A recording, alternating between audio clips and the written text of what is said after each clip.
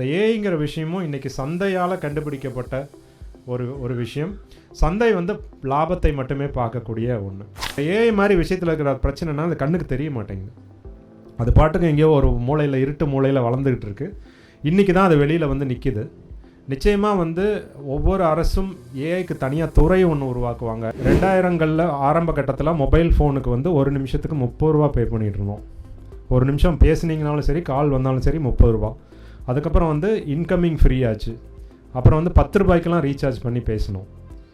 அப்போது அந்த பேண்ட்வித்துங்கிறது வந்து திடீர்னு பார்த்தா அன்லிமிட்டடாக அவைலபிளாக இருக்குது. லிங்க்டின் ஒரு பக்கம் கேஸ் போட்டிருக்காங்க ஓப்பன் ஏஐ மேலே. எங்களுடைய டேட்டாவெல்லாம் வந்து எடுத்துட்டான் அப்படின்னு சொல்லி. அதே மாதிரி உலகத்தில் இருக்கக்கூடிய பதிப்பாளர்கள்லாம் ஒன்றா சேர்ந்து கேஸ் போட்டிருக்காங்க. புத்தகங்களுடைய அந்த அறிமுக உரையெல்லாம் இருக்கு இல்லையா, அதெல்லாம் எடுத்துட்டாங்க. அதை வச்சு தான் அவன் வந்து நிறையா ஜென்ரேட் பண்ணுறாங்கன்னு சொல்லி ஒரு காலகட்டத்தில் வந்து போர்கள் வந்து அதை ட்ரைவ் பண்ணிகிட்டு இருந்துச்சு. முக்கால்வாசியான இன்வென்ஷன்ஸ் இன்டர்நெட் உட்பட இன்றைக்கி இருக்கிறது எல்லாமே வந்து போர்களுக்காக கண்டுபிடிச்சது தான்.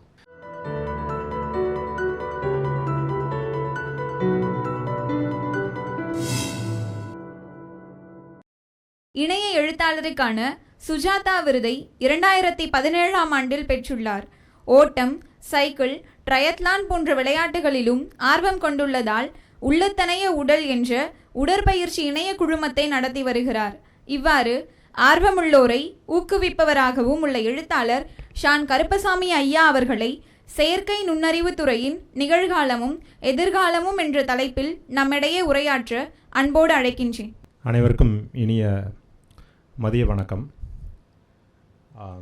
என்னை பற்றின அறிமுகம் ஏற்கனவே கொடுத்துட்டாங்க. அதனால் அதுக்கு முன்னாடி சின்னதாக வந்து மனுஷ் என்ன செஞ்சுட்டு இருக்காரு அப்படிங்கிறத பற்றி ஒரு சொல்லி ஆகணும். அதாவது வந்து ஒரு லைப்ரரி அப்படிங்கிறது வந்து புத்தகங்கள் இருக்கக்கூடிய ஒரு இடம். யாராவது வந்து ஏதாவது படிக்கணும்னு நினச்சா அங்கே போய் புத்தகங்களை எடுக்கலாம், படிக்கலாம். இப்படிங்கிறது வந்து ஒரு சென்ற நூற்றாண்டு ஒரு ஐடியா. ஏன்னா அப்போ வந்து புத்தகங்கள் ரொம்ப அபூர்வம், எல்லாரும் புத்தகங்கள் வாங்க முடியாது. ஒரு விஷயத்தை பற்றி கற்றுக்கணும் அப்படின்னா நீங்கள் லைப்ரரியை தேடி போய் ஆகணும். அதற்கு லைப்ரரி தேவையாக இருந்துச்சு. இந்த நூற்றாண்டில் லைப்ரரியினுடைய தேவை என்ன அப்படிங்கிறது வந்து உலகம் முழுக்கவே மாறிட்டு வருது. லைப்ரரியை வந்து ஒரு சமூகம் வந்து அறிவு சார்ந்த தேடலுக்காக பயன்படுத்தக்கூடிய ஒரு இடம். அங்கே வந்து புத்தகங்கள் படிக்கிறதுக்கு தான் போகணும்னு கிடையாது, புத்தகங்களும் அங்கே இருக்கும்.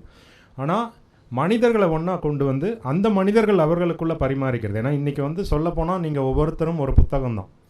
உங்களுக்கு தெரிஞ்ச ஒரு விஷயம் இன்னொருத்தருக்கு தெரியாமல் இருக்கும். நீங்கள் இன்னொருத்தரோட உரையாடும் போது நிறையா கற்றுக்குவீங்க. அப்போ மனிதர்களை ஒன்றா சேர்க்கக்கூடிய இடமாக லைப்ரரி உலகம் முழுக்க மாறிக்கிட்டு இருக்குது. இந்தியாவில் அது வந்து ரொம்ப மெதுவாக நடந்துக்கிட்டு இருந்துச்சு. மனுஷ் நடத்தி கொண்டு வரக்கூடிய இந்த ஒரு விஷயம் வந்து அந்த கான்செப்டில் புத்தகங்களை ஒன்று சேர்க்கறதுக்கு பதிலாக மனிதர்களை ஒன்று சேர்க்கறது மூலமாக அவர்கள் தங்களுடைய அறிவை பகிர்ந்துக்கலாம். அவர் வந்து அறிவை தேடுபவர்களையும் கொண்டு வராரு. கொஞ்சம் அந்தந்த துறையில் வந்து ஏற்கனவே அதில் அனுபவம் இருக்கிறவங்க, வாசித்தவங்க, அவங்களையும் கொண்டு வராரு. இவர்கள் ஒன்றாக இணையும் போது உங்களுக்கு வந்து நிறைய பயன்கள் கிடைக்கும். அதனால் அவருடைய இந்த முன்னெடுப்புக்காக நாம் ஒரு மிகப்பெரிய ஒரு கரகோஷத்தை எழுப்புவோம். அதில் நானும் பங்கு பெறுவதில் எனக்கு ஒரு பெரிய மகிழ்ச்சி. அதில் ஒரு முக்கியமான தலைப்பில் நம்ம உரையாட போகிறோம். நான் வந்து எனக்கு பல துறைகளில் ஆர்வம் இருக்குது. நான் ஐடியில் இருக்கேன், திரைக்கதை, இந்த மாதிரி ஃபிட்னஸ், அப்படி எல்லாமே சொன்னாங்க. எல்லா துறைகளையும் நாளைக்கு வந்து ஒரு பாதிக்கக்கூடிய ஒரு தொழில்நுட்பம் அப்படின்னா ஒரு காலகட்டத்தில் வந்து கம்யூனிகேஷனை சொல்லலாம். இப்போ வந்து மொபைல் அப்படிங்கிற ஒரு விஷயம் வந்ததுக்கப்புறம் உலகம் முழுவதுமாக மாறிடுச்சு. அதுக்கு முன்னாடி வந்து நம்ம என்ஜின்ஸ் சொல்லலாம். என்ஜின்கள் வந்ததுக்கப்புறம் சாதாரணமாக மனிதர்கள் செய்யக்கூடிய வேலையை கூட வேகமாக செய்கிற மாதிரி. இதுக்கெல்லாம் டிஸ்ரப்டிவ் டெக்னாலஜின்னு சொல்லுவாங்க. இந்த டெக்னாலஜி வந்துருச்சுன்னா அதுக்கப்புறம் உலகம் முன்னே இருந்ததை விட மாறிடும் அப்படிங்கிறது. அந்த மாதிரியான ஒரு டெக்னாலஜி தான் வந்து ஏஐ அப்படின்னு அது சொல்கிறாங்க மட்டும் இல்லை, அது வந்து நடந்துக்கிட்டு இருக்குது நம்ம முன்னாடியே அப்படின்னு சொல்லலாம். ஏஐ பொறுத்த வரைக்கும் ஒரே ஒரு விஷயம், நானாக அதை யோசித்து வச்சுக்கிட்டது தான். நீங்கள் என்ன நடக்கும் அப்படின்னு நினைக்கிறீங்களோ அது வந்து ஏற்கனவே நடந்துக்கிட்டு இருக்கும். நடக்கவே நடக்காது அப்படிங்கிற விஷயம் வந்து கண்டிப்பாக ஏஐ வந்து நடத்தி காட்டும். அந்த மாதிரி எதிர்காலத்தில் வரக்கூடியதை வந்து கணிக்கிறது ரொம்ப கஷ்டமான ஒரு டெக்னாலஜியாக ஏஐ இருக்குது. இன்றைக்கி கொஞ்சம் அதை பற்றி பார்க்கலாம். ஏஐனா என்ன, காலையிலேருந்து நீங்கள் அதை பற்றி கேட்டிருக்கனால சில விஷயங்கள் ரிப்பீட் ஆகலாம். ஆனாலும் எனக்கு முடிந்த அளவுக்கு நான் என்ன பண்ணியிருக்கேன்னா, ஓரளவுக்கு எந்த துறைக்குள்ளும் ஸ்பெசிஃபிக்காக போகாமல் ஏஐ பற்றி ஒரு ப்ராடாக என்னால் முடிஞ்ச அளவுக்கு கவர் பண்ண நான் வந்து முயற்சி பண்ணியிருக்கேன். நெக்ஸ்ட் போயிடலாம். அப்போ ஏஐனா என்ன அப்படிங்கிறதுக்கு பலவிதமான டெஃபினிஷன்ஸ் இருக்குது. ரொம்ப எளிமையான டெஃபினிஷன் என்னென்னா, கம்ப்யூட்டர்ஸ் வந்துட்டு ஒரு ரூல் பேஸ்டு மெஷின்ஸ்னு சொல்லுவாங்க. அதாவது நீங்கள் வந்து கட்டளைகள் கொடுப்பீங்க, அந்த கட்டளைகளை எழுத்து மாறாமல் அந்த கம்ப்யூட்டர் வந்து ஃபாலோ பண்ணும். இவ்வளவு காலமாக எல்லோரும் எதுக்காக கஷ்டப்பட்டுட்டு இருந்தாங்கன்னா, சரியான கட்டளை கொடுக்கணும், அந்த கட்டளையை வந்து அது துல்லியமாக செய்யுதா, இல்லை அந்த கட்டளைகளை நான் எப்படி வந்து மாற்றுறது. ஆனால் கம்ப்யூட்டர் மனிதன் கொடுக்கக்கூடிய கட்டளையை மீறி எதுவுமே செய்யாது. நீங்கள் என்ன சொல்கிறீங்களோ அதை மட்டும் செஞ்சுட்டு இருந்துச்சு. ஆர்டிஃபிஷியல் இன்டெலிஜென்ஸ் அப்படின்னா இப்போ அந்த லைனை தாண்டி கம்ப்யூட்டர் வந்து வெளியில் வருது.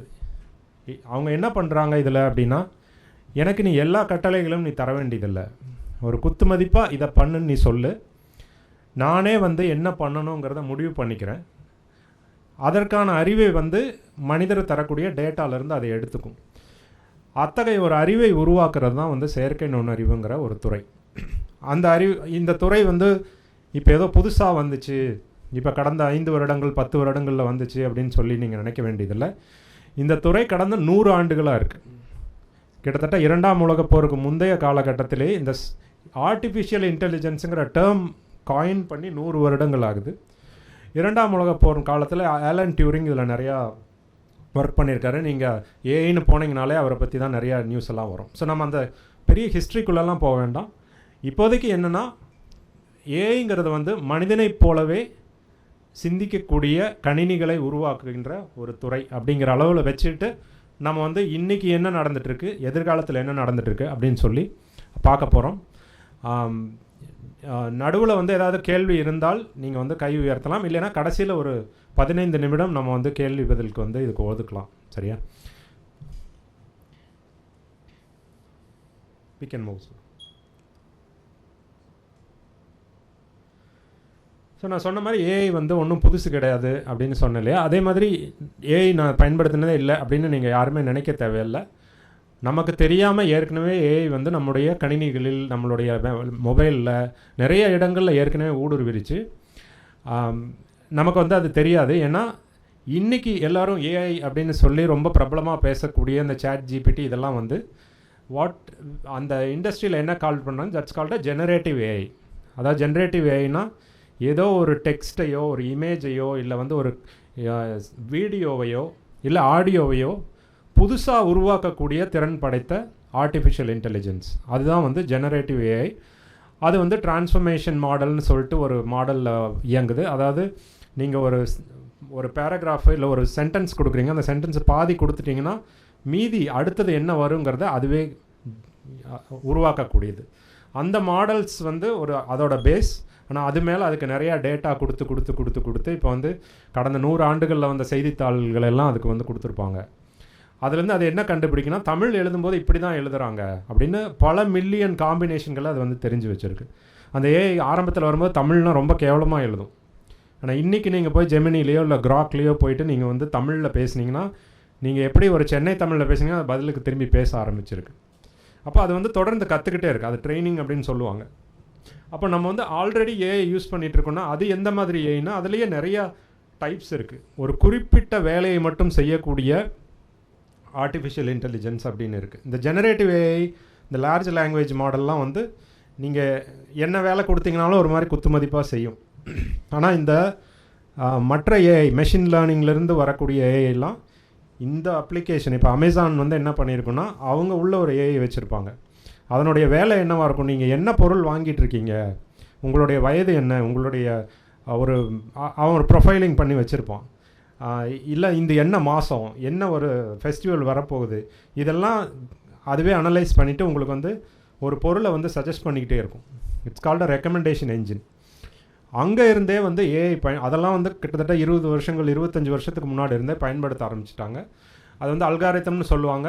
அதில் நிறைய டேட்டா கொடுத்து அதுவே டிசைட் பண்ண ஆரம்பிக்கும் போது அது ஒரு ஏஐயாக மாறுது. அதனால் நீங்கள் பயன்படுத்தக்கூடிய வாய்ஸ் அசிஸ்டண்ட் சிரி இல்லை வந்து கூகுள் அசிஸ்டண்ட் இதெல்லாம் நீங்கள் ஃபோன்கிட்ட பேசுகிறீங்க இல்லையா, அதுவே வந்து அது நேச்சுரல் லாங்குவேஜ் ப்ராசஸிங்னு சொல்லிவிட்டு நீங்கள் கணினி வந்து ப்ரோக்ராமிங்னா என்ன அப்படின்னு பார்த்தீங்கன்னா, கம்ப்யூட்டருக்கு மனுஷன் பேசுகிறது புரியாது. ஆரம்ப காலங்களில் கம்ப்யூட்டருக்கு மனுஷன் பேசுகிறது புரியாது. அப்போ நான் கம்ப்யூட்டரை வந்து ஒரு வேலை செய்ய சொல்லணுன்னா அதற்கு புரிகிற மொழியில் பேசணும். அதற்கு புரிகிற மொழி என்ன, ஜீரோஸ் அண்ட் ஒன்ஸ், அது எனக்கு புரியாது. அப்போ இன்பிட்வீனாக ஒரு மொழியை உருவாக்குறாங்க. அதுதான் வந்து உங்களுக்கு C++, வாட் எவர் நம்ம போய் கம்ப்யூட்டர் சயின்ஸ் படிக்கும்போதோ இல்லை நீங்கள் ஒரு ப்ரோக்ராமிங் படிக்கும்போதோ நீங்கள் படிக்கக்கூடிய ஒரு மொழி கணினிக்கும் ஓரளவுக்கு புரியக்கூடிய ஒரு மொழி, மனிதர்களுக்கும் கொஞ்சம் புரியும். ஆனால் அதுக்கு தனியாக படிக்கணும், உருவாக்கணும். இதுக்கு வெளியில் கணினி வந்து ஒரு மனிதன் பேசக்கூடிய மொழியை புரிஞ்சுக்கணும் அப்படிங்கிறதான் வந்து அந்த நேச்சுரல் லாங்குவேஜ் ப்ராசஸிங். நீங்கள் நார்மலாக வந்து பேசலாம், எப்பவும் பேசுகிற மாதிரி பேசலாம். ஆனால் நீங்கள் என்ன சொல்கிறீங்கிறத புரிஞ்சுக்கிட்டு அது உள்வாங்கிக்கிட்டு உங்களுக்கு பதில் சொல்லுது அப்படிங்கிறதுக்காக அதை அந்த ஒரு கேப்பபிலிட்டியை உருவாக்குறதுக்கு உங்களுக்கு வந்து ஆர்டிஃபிஷியல் இன்டெலிஜென்ஸ் தேவைப்படுது. அவ்வளோ டேட்டா தேவைப்படும், அவ்வளோ ப்ராசஸிங் தேவைப்படும். ஏன் இந்த கடந்த 10 ஆண்டுகளில் மட்டும் அது வந்து டெவலப் ஆகிருக்கு அப்படின்னு நீங்கள் பார்த்தீங்கன்னா, இப்போ தான் வந்து க்ளவுட் கம்ப்யூட்டிங்னு சொல்லி ஒரு விஷயம் ஃபேமஸ் ஆகி வந்துச்சு, சோஷியல் மீடியான்னு ஒரு விஷயம் ஃபேமஸ் ஆகி வந்துச்சு, மொபைல்ஸ் ஃபேமஸ் ஆகி வந்துச்சு, வீடியோஸ் ஃபேமஸ் ஆகி வந்துச்சு. இதுவே நான் வந்து 20 வருஷத்துக்கு முன்னாடி நான் ஒரு ஆர்டிஃபிஷியல் இன்டெலிஜென்ஸ் உருவாக்கணுன்னா இவ்வளோ டேட்டாவுக்கு நான் எங்கே போவேன்? ஏன்னா கம்ப்யூட்டர் யூஸ் பண்ணுறவங்களே உலகத்தில் பார்த்திங்கன்னா ஒரு சின்னதாக ஒரு 2%, 3% தான் இருந்திருப்பாங்க. அவங்க எவ்வளோ டேட்டாவை ஜென்ரேட் பண்ணிட போகிறாங்க? இருக்காது. இப்போ நான் தமிழ்நாட்டில் இருக்கக்கூடிய ஒரு கொங்கு பகுதி மட்டும் எடுத்துக்கிட்டு எனக்கு கோயம்புத்தூர் தமிழில் நான் வந்து பண்ணணும் அப்படின்னா, கோயம்புத்தூர் தமிழில் எனக்கு 10 மில்லியன் வீடியோஸ் இருக்கும் யூடியூப்பில். கூகுள் நாளைக்கே வந்து கோயம்புத்தூர் தமிழில் பேசக்கூடிய ஒரு ஏஐயை உருவாக்க முடியும். இதே 20 வருஷத்துக்கு முன்னாடி உருவாக்க முடியாது. ஏன்னா அவங்க ஃபிசிக்கலாக போய் யாரையா பேசுன்னு ரெக்கார்ட் பண்ணணும். இன்றைக்கி நாமளாக வந்து ஆர்வமாக போயிட்டு எல்லா டேட்டா கொடுத்துக்கிட்டே இருக்கோம். ஸோ ஏஐ உருவாக்கத்தில் இந்த மாதிரியான படிப்படியாக நடந்த மாற்றங்கள் அதெல்லாம் சேர்ந்து தான் இன்றைக்கி வந்து இந்த டெக்னாலஜி இன்றைக்கி இந்த லெவலுக்கு வந்திருக்கு. ஸோ ChatGPTயை வந்து 20 வருஷத்துக்கு முன்னாடி உருவாக்கியிருக்க முடியுமான்னா முடியாது. ஏன்னா அதற்கான டேட்டா அவங்கக்கிட்ட இல்லை, அதற்கான மாடல் இருந்திருக்கலாம், அதற்கான ஐடியாஸ் இருந்துச்சு. இன்றைக்கி வந்து நோபல் ப்ரைஸ் வாங்குறாங்க ஏஐ ரிலேட்டடானா பார்த்தா 85ல் 88ல் ஒரு விஷயம் பண்ணியிருக்காங்க, அதுக்கு இன்றைக்கி பரிசு கிடைக்கிது. ஏன்னா அது மூலமான பலனை நம்ம இன்றைக்கி பார்க்க ஆரம்பிக்கிறோம் அப்படிங்கிறதால. ஸோ இது ரொம்ப ஒரு பழைய டெக்னாலஜி தான். நீங்கள் வீடுகளில் இப்போ வந்து ஸ்மார்ட் டிவைசஸ்ன்னு சொல்லி அலெக்ஸா அதெல்லாம் வந்திருக்கு. இதெல்லாம் வந்து 10 வருஷத்துக்கு மேலே ஆச்சு. இது ஒன்றும் எதுவுமே புதுசு கிடையாது. ஆல்ரெடி நீங்கள் யூஸ் பண்ணிட்டு தான் இருக்கீங்க. செல்ஃப் டிரைவிங் கார்ஸ் கிட்டத்தட்ட யூஎஸ்லாம் வந்துருச்சு. டெஸ்லாவுடைய கார்கள் ஆல்ரெடி வந்து செல்ஃப் டிரைவ் பண்ணிட்டு தான் இருக்குது. ஆனால் அது செல்ஃப் டிரைவிங்னு அவங்க சொல்ல மாட்டாங்க, சட்டப்படி சொல்லக்கூடாது. அதனால் ஒரு ஹியூமன் பீயிங் உட்காந்து நீங்கள் ஸ்டேரிங்கை பிடிச்சிக்கலாமே ஒழிய நீங்கள் மேப் போட்டு விட்டிங்கன்னா அது வந்து எங்கே போகணுமோ அங்கே கொண்டு போய் உங்களை இறக்கி விட்டுருது. இப்போ நீங்கள் வந்து எந்த ஒரு முடிவும் எடுக்க வேண்டியதில்லை. சிக்னல் பார்த்தா சிக்னலில் நிற்கும், யாராவது குறுக்க வந்தால் பிரேக் அடிக்கும், இண்டிகேட்டர் போட்டுக்கும், எல்லா வேலையும் அதுவே பண்ணிடும். இது வந்து இன்றைக்கி நீங்கள் டெஸ்லா கார் வாங்கினீங்கன்னா அதுலேயே இருக்கக்கூடிய ஒரு மெக்கானிசம். இது வந்து ஆல்ரெடி இருக்கக்கூடிய டெக்னாலஜி, புதுசு கிடையாது.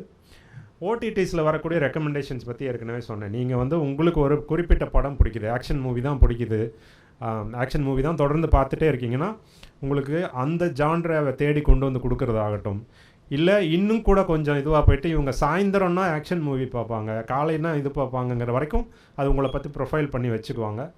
இதுக்கு ஏஐ வேணுமான்னா it's a debatable question, technical question தான். அல்காரிதம் மட்டுமே பண்ணலாம். ஆனால் இன்றைக்கி ஏஐ இருக்கிறதால அதுலேருந்து டெவலப் ஆகி வந்ததான் ஏஐ அப்படின்னு சொல்லலாம். ஸோ என்ன சொல்கிறோம் அப்படின்னா, ஏஐ வந்து இனிமேல் தான் வரப்போகுது அப்படின்லாம் நினைக்காதீங்க. It is already அரவுண்டஸ். நீங்கள் எல்லாருமே அதை யூஸ் பண்ணிட்டு தான் இருக்கீங்க. நிறைய பேர் இப்போ ChatGPT ஜென்ரேட்டிவ் ஏஐ வரைக்கும் நம்ம யூஸ் பண்ண ஆரம்பிச்சிட்டோம். ஸோ அதுதான் இன்றைய ஒரு நிதர்சனம்னு வச்சுட்டு நம்ம வந்து இதை பார்க்கணும். ஜாசி. ஸோ இது ஒரு சின்ன ஒரு இதுதான். நான் சொன்ன மாதிரி ஏன் இது வந்து புது டெக்னாலஜி கிடையாது, புது ஃபீல்டு கிடையாது அப்படின்னு பார்த்தீங்கன்னா, இது வந்து 1940களில் இருந்து இதை பற்றி ரிசர்ச் பண்ணிக்கிட்டு இருக்காங்க. ஆனால் ஒவ்வொரு காலகட்டத்திலையும் அந்த ரிசர்ச் வந்து ஏதோ ஒரு காரணத்தினால நின்று போயிடும். இவங்க வந்து இவ்வளோ தூரம் ப்ராக்ரஸ் பண்ணியிருக்கோம், அடுத்தது எதாவது வரும் அப்படின்னா அது வராது. ஏன்னா கம்ப்யூட்டிங் பவர் பத்தாது. அப்போ இருக்கிற கம்ப்யூட்டர்ஸோட பவர் வந்து இன்றைக்கி நீங்கள் ஒவ்வொருத்தரும் கையில் வச்சுருக்கிற மொபைல் ஃபோன் வந்து அப்போ இருக்கக்கூடிய சூப்பர் கம்ப்யூட்டரோட பவர்ஃபுல்லானது. அவங்க வந்து இந்த அளவுக்கான பவர்ஃபுல் பார்த்திங்கன்னா ஒரு 3 பில்டிங்கில் இருக்கும் அந்த கம்ப்யூட்டர். அப்போது ஏஐ ப்ராசஸ் பண்ணுறக்கூடிய ஒரு கம்ப்யூட்டிங் பவர் வந்து அவங்கக்கிட்ட இல்லை. அது கொஞ்சம் கொஞ்சமாக டெவலப் ஆகி தான் வந்திருக்கு. ஸோ நீங்கள் பார்த்தீங்கன்னா 1943 இதை பற்றி பேச ஆரம்பிக்கிறாங்க. இதில் வந்து இந்த டெசிஷன் எடுக்கக்கூடியதை வந்து நியூரல் நெட்வொர்க் அப்படின்னு சொல்கிறாங்க. அதாவது நம்மளுடைய பிரெயினில் இருக்கிற நியூரான்ஸ் எப்படி வேலை செய்தோ அதே மாதிரி வேலை செய்யக்கூடிய ஒரு நெட்வொர்க்கை உருவாக்குனது தான் அது இந்த ஏஐ உருவானதுக்கான காரணமே. இப்போ அது வந்து இன்றைக்கு வரைக்கும் நீங்கள் வந்து அதை எடுத்துக்கிட்டிங்கன்னா நடுவில் பார்த்திங்கன்னா ஒரு டார்க் ஏஜ், கோல்டன் ஏஜ் அந்த மாதிரிலாம் வரும். ஏன்னா இந்த டார்க் ஏஜுங்கிறது இந்த மாதிரி ஏதோ ஒரு பிரச்சனையினால ஏஐ தூக்கி ஓரமாக வச்சுருவாங்க. இது வந்து பாசிபிளே கிடையாது அப்படின்னு சொல்லிட்டு அந்த டைமில் வெறும் சயின்ஸ் ஃபிக்ஷன்ஸ் மட்டும் வந்துக்கிட்டு இருக்கும், கதைகள் வந்துக்கிட்டு இருக்கும். ஓ இப்படியா நடக்க போகுது, அப்படி நடக்க போகுது. இப்போ சுஜாதாவுடைய என் இனி எந்திரா அப்படின்னு படிச்சிருப்பீங்க. அது வந்து மீண்டும் ஜீனோன்னு அடுத்த கதையாக வந்துச்சு. இந்த கதைகளில் இருக்கக்கூடிய எல்லாமே இன்றைக்கி வந்து உண்மையாக நடந்துகிட்ருக்கு. அதில் வந்து வீடியோ கால்ஸ் வரும். அப்போ வந்து ரொம்ப ஆச்சரியமாக வீடியோவிலலாம் ஒருத்தர் மூஞ்சியை பார்த்துட்டு எல்லாம் பேச முடியுமா அப்படின்லாம் நினச்சிட்டு இருந்தோம். இன்றைக்கி வந்து அது ரொம்ப சர்வசாதாரணமாக பேசக்கூடிய ஒரு கண்டிஷன் வந்துடுச்சு. அப்புறம் ஒரு தலைவர் வந்து இல்லாமையே அவர் இருக்கிற மாதிரி வெர்ச்சுவலாக க்ரியேட் பண்ணியிருப்பாங்க. இன்றைக்கி வந்து டீப் ஃபேக் வந்துடுச்சு. அப்போது சயின்ஸ் ஃபிக்ஷன் மட்டும் அவங்க யோசிச்சுக்கிட்டே இருந்தாங்க, என்ன நடக்கும். இன்றைக்கி வந்து we are living in a science fiction. இன்றைக்கி சயின்ஸ் ஃபிக்ஷனே எழுத முடியல. நான் ரொம்ப ட்ரை பண்ணி ஒன்று ட்ரை பண்ணிகிட்ருக்கேன். எது எழுதினாலும் அடுத்த 2 வருஷத்தில் அது வந்து நிஜமாகவே நடந்துடக்கூடிய ஒரு சூழலில் தான் நம்ம இருக்கோம். அப்போ இதில் கொஞ்சம் கொஞ்சமாக வேறு ரிசர்ச்சு, இது வந்து ஒரு துறை மட்டும் இல்லை, பல்வேறு துறைகளில் நடந்த ரிசர்ச்லாம் ஒன்றா சேர்ந்து தான் இன்றைக்கி வந்து ஒரு ஜிபிடி அப்படிங்கிற ஒரு மாடலாக மாறி இருக்குது. அதில் வந்து ரொம்ப ஃபேமஸாக எல்லோரும் யூஸ் பண்ணுறது வந்து சாட் ஜிபிடி. இப்போ சமீபத்தில் 4.1 அப்படிங்கிற ஒரு மாடல் அவங்க ரிலீஸ் பண்ணியிருக்காங்க, ரொம்ப லேட்டஸ்ட்டு. இது எல்லாமே என்ன ஆகுதுன்னா லேட்டஸ்ட்டாக வர அது தானாகவே திங்க் பண்ண ஆரம்பிச்சுக்கும். இப்போது சில பேர்லாம் இந்த ப்ராம்ப்ட் இன்ஜினியரிங் சொல்லி கொடுக்குறேன், ப்ராம்ப்ட் இன்ஜினியரிங் படிங்க, சரியான ப்ராம்ப்ட் யூஸ் பண்ணிங்கன்னா சரியான இது வரும் அப்படின்ட்டு. ஆனால் ஏஐ என்ன பண்ணிகிட்ருக்குன்னா, நீ எவ்வளவு குத்துமதிப்பாக ப்ராம்ப்ட் கொடுத்தாலும் நான் அதை புரிஞ்சுக்குவேன்னு சொல்லி அது டெவலப் ஆகிட்டே இருக்கும். நீங்கள் ப்ராம்ப்ட் இன்ஜினியரிங் படித்து நீங்கள் வந்து அதில் ஏதோ ஒரு ரேஞ்சுக்கு போகிறதுக்குள்ளே ஏஐ வந்து நீங்கள் அவ்வளோலாம் தேவையில்லை, எனக்கு சும்மா சொல்லு புரியும் அப்படிங்கிற லெவலுக்கு அது மூவ் ஆகிட்டே தான் இருக்கும்.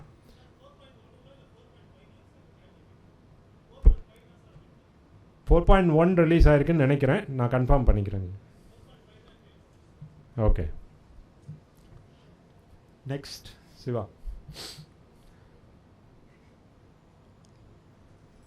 ஓகே, இது வந்து 2 விதமாக இருக்குது. நம்ம ஜென்ரல் இப்போ எல்லோரும் பேசுகிறது வந்து எல்லோரும் ஏஐனா என்னென்னு நினச்சிக்கிறோம் அப்படின்னு பார்த்தீங்கன்னா generative AI, chat GPT, Gemini அப்படி இப்படின்னு இந்த லார்ஜ் லாங்குவேஜ் மாடல் எல்எல்எம்னு சொல்லக்கூடியது. இதனுடைய வேலைகள் வந்து பெரும்பாலும் மொழி சார்ந்து நீங்கள் சொல்லக்கூடிய கட்டளைகளை வந்து புரிஞ்சுக்கிட்டு, இல்லை நீங்கள் ஒரு பெரிய பேராகிராஃபை கொடுத்து சின்னதாக ஷார்ட் பண்ணி எழுதலாம், இல்லை ஒரு வீடியோ உருவாக்கலாம், இல்லை ஒரு ஆடியோ உருவாக்கலாம். அது வந்து ஒரு துறை தான். அது போக இந்த மாதிரி குறிப்பிட்ட பாகத்துக்காக ஏஐ யூஸ் பண்ணுறது அப்படிங்கிறது, அதில் தான் நிறைய வேலை வாய்ப்புகள் வந்து இது வரைக்கும் இருந்திருக்கு. ஏஐ என்ஜினியர்ஸ்ன்னு சொல்லி கம்பெனிகளில் வேலை செய்கிறவங்களில் பல பேர் வந்து இந்த பகுதியில் தான் ஒர்க் பண்ணிகிட்ருப்பாங்க. அந்த நிறுவனத்துக்கு ஒரு ஏஐ தேவைப்பட்டிருக்கும். நான் இப்போ அமேசான் எக்ஸாம்பிள் சொன்ன மாதிரி, இப்போது ஆர்டர்ஸ் வருது, இப்போ ஒரு மாநிலம் முழுக்க இருந்து ஆர்டர்ஸ் வரும், இந்தியா முழுக்க இருந்து ஆர்டர்ஸ் வரும், இந்தியா முழுக்க இருந்து சப்ளையர்ஸ் இருக்காங்க. ஆனால் எந்த சப்ளையரை கனெக்ட் பண்ணால் இது வந்து சீக்கிரம் போய் சேரும் அப்படிங்கிறதுக்கு வந்து ஒரு அல்காரிதமோ ஒரு சின்ன ஏஐயோ கூட அவங்க எழுதுவாங்க. அது வந்து ரொம்ப ரொம்ப ஸ்பெசிஃபிக்காக இந்த டேட்டாவுக்கு மட்டும் வேலை செய்யும். லார்ஜ் லாங்குவேஜ் மாடலில் நான் என்ன வேணால் போய் கேட்கலாம். நான் வந்து நம்ம பேரை போட்டு என்னை பற்றி உனக்கு தெரியுமா அப்படின்னாலுமே அது வந்து தெரியாதுங்கிறதையும் அது கரெக்டாக சொல்லணும். அதுதான் வந்து எல்எல்எம்முடைய ஒரு ஃபங்க்ஷனாலிட்டி. அப்போ அது உலகம் முழுக்க இருக்கக்கூடிய டேட்டாலாம் வச்சுக்கிட்டு உங்கள்கிட்ட பேசிக்கிட்டே இருக்கும். You can actually discuss. அது நீங்கள் பேசுகிறதுலேருந்து வந்து இப்போ சென்டிமெண்ட் அனாலிசிஸ் அதெல்லாம் இருக்குது. நீங்கள் ஒரு பெரிய வெப்சைட் வச்சுருக்கீங்க, நிறைய பேர் உங்களுக்கு வந்து கமெண்ட் போட்டுக்கிட்டே இருக்காங்க.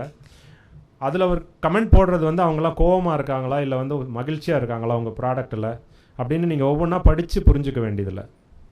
நீங்கள் என்ன பண்ணலான்னா சென்டிமெண்ட் அனாலிசிஸ் மூலமாக அதுவே சொல்லிவிடும். இதில் இருக்கக்கூடிய வேர்ட்ஸ் எல்லாம் வச்சு இவங்கெல்லாம் சந்தோஷமாக தான் இருக்காங்க, இல்லை உங்கள் ப்ராடக்ட் அவங்களுக்கு பிடிக்கல அப்படிங்கிறத வந்து ஒரு டேட்டாவாக கூட அதெல்லாம் கொடுக்க முடியும். ஸோ இந்த மாதிரி நீங்கள் வந்து 2 இது வந்து பார்த்துக்கிட்டே இருப்பீங்க. பட் பெரும்பாலும் செய்திகளில் வரக்கூடியது எல்லாமே இந்த எல்எல்எம். ஏன்னா எல்எல்எம்மை தான் வந்து டெமோக்ரட்டைஸ் பண்ணாங்க. நீங்கள் வந்து எல்லோரும் பயன்படுத்துங்க அப்படின்னு சொல்லி அதை ஓப்பன் பண்ணி விட்டது தான் வந்து இன்றைக்கி இந்த அளவுக்கு ஒரு எக்ஸ்ப்ளோஷனாக எல்லா காலேஜ்லேயும் வந்து எல்லா கம்ப்யூட்டர் டிபார்ட்மெண்ட்டையும் ஏஐன்னு பேர் மாற்றிட்டாங்க இப்போது. அதே கம்ப்யூட்டர் சயின்ஸ் தான் சொல்லிக் கொடுப்பாங்க, கொஞ்சம் 2-3 பேப்பர்ஸ் சேர்த்துக்குவாங்க, அவ்வளோதான். சிவா. ஸோ இப்போ ஏஐ வந்து வேலை செய்யக்கூடிய இடத்துல எந்த மாதிரியான மாற்றங்களை கொண்டு வரப்போகுது அப்படிங்கிறத பற்றி ஒரு பார்த்துடலாம். இப்போ வந்து நான் இன்றைக்கி ஆஃபீஸில் என்ன பண்ணிகிட்டு இருக்கோம் அப்படின்னா, நீங்கள் வந்து ஒரு ஜூம் காலோ இல்லை வந்து ஒரு கூகுள் மீட் அந்த மாதிரி ஒரு கால் போய் பேசுகிறீங்க அப்படிங்கும்போது எல்லாருமே வருவாங்கன்னு சொல்ல முடியாது. ஒருத்தர் 2 பேர் அன்றைக்கி வரமாட்டாங்க அப்படிங்கிற மாதிரியான ஒரு சூழல் இருக்கிறப்ப நீங்கள் ஏதோ ஒரு இந்த மாதிரி நிறையா ஏஐ ப்ராடக்ட்ஸ் இருக்குது. அந்த ப்ராடக்ட் என்ன பண்ணுன்னா அது ஒரு மீட்டிங் பார்ட்டிசிபெண்ட்டாக வந்து உட்காந்துக்கும். நான் யூஸ் பண்ணுற ஒரு ப்ராடக்டோட பேர் வந்து ஆஸ்க் எலிஃபெண்ட். அது என்ன பண்ணும் அப்படின்னா, ஆஸ்க் எலிஃபெண்ட் வந்து ஒரு இப்போ 4 பேர் இருக்கீங்கன்னா 5ஆவதாக ஒரு பார்ட்டிசிபெண்ட்டாக அது வந்து உட்காந்துருக்கும். இந்த முழு காலையும் வந்து அது ரெக்கார்ட் பண்ணும். எல்லா காலில் நீங்கள் என்ன பேசுகிறீங்க, யார் என்ன பேசுகிறாங்க எல்லாமே ரெக்கார்ட் பண்ணிக்கும். அதுக்கப்புறம் நீங்கள் பின்னாடி வந்து அந்த ஆஸ்க் எலிஃபெண்ட்டோடைய வெப்சைட்டில் போயிட்டு இந்த காலை ஓப்பன் பண்ணிவிட்டு இந்த காலில் என்னெல்லாம் பேசுனாங்களோ எனக்கு சம்மரைஸ் பண்ணுன்னா அது வந்து சம்மரைஸ் பண்ணும். இல்லை நீங்கள் வந்து எனக்கு வந்து ஆக்ஷன் ஐட்டம்ஸ் மட்டும் கொடு, யாரெல்லாம் என்ன வேலை செய்யணும், இந்த கால் முடிஞ்சிருச்சு, முடிகிறப்ப சொன்னால் நீ இதை பண்ணு நீ இதை பண்ணுன்னு சொல்லி ஆளாளுக்கு ஒரு வேலை கொடுத்துருப்பீங்க இல்லையா, அதை மட்டும் சொல்லுனாலும் சொல்லும். 3ஆவதாக கோச்சிங்கும் பண்ணும். நான் பேசுனதில் என்ன தப்பு இருக்குது, எப்படி நான் என்னை வந்து இம்ப்ரூவ் பண்ணிக்கலாம் அப்படின்னு கேட்கும்போது அது என்ன சொல்லுன்னா, நீங்கள் வந்து இந்த பாயிண்ட் பேசும்போது நீங்கள் அதை பற்றி சரியாக இன்ட்ரடக்ஷனே கொடுக்கல, நீங்கள் நிறையா வந்து ஃபில்லர் வேர்ட்ஸ் யூஸ் பண்ணுறீங்க. ஃபில்லர் வேர்ட்ஸ்னால் எல்லாருக்கும் தெரியும்ல, ஓ அப்படின்னு. அது நம்ம ஜென்ரலாக பேசும்போது திங்க் பண்ணுறப்ப அந்த ஒரு சவுண்டு கொடுப்போம்ல, அதையும் அது வந்து சொல்லும். அது நான் லைவ் டெமோ காட்ட முடியுமா தெரியல.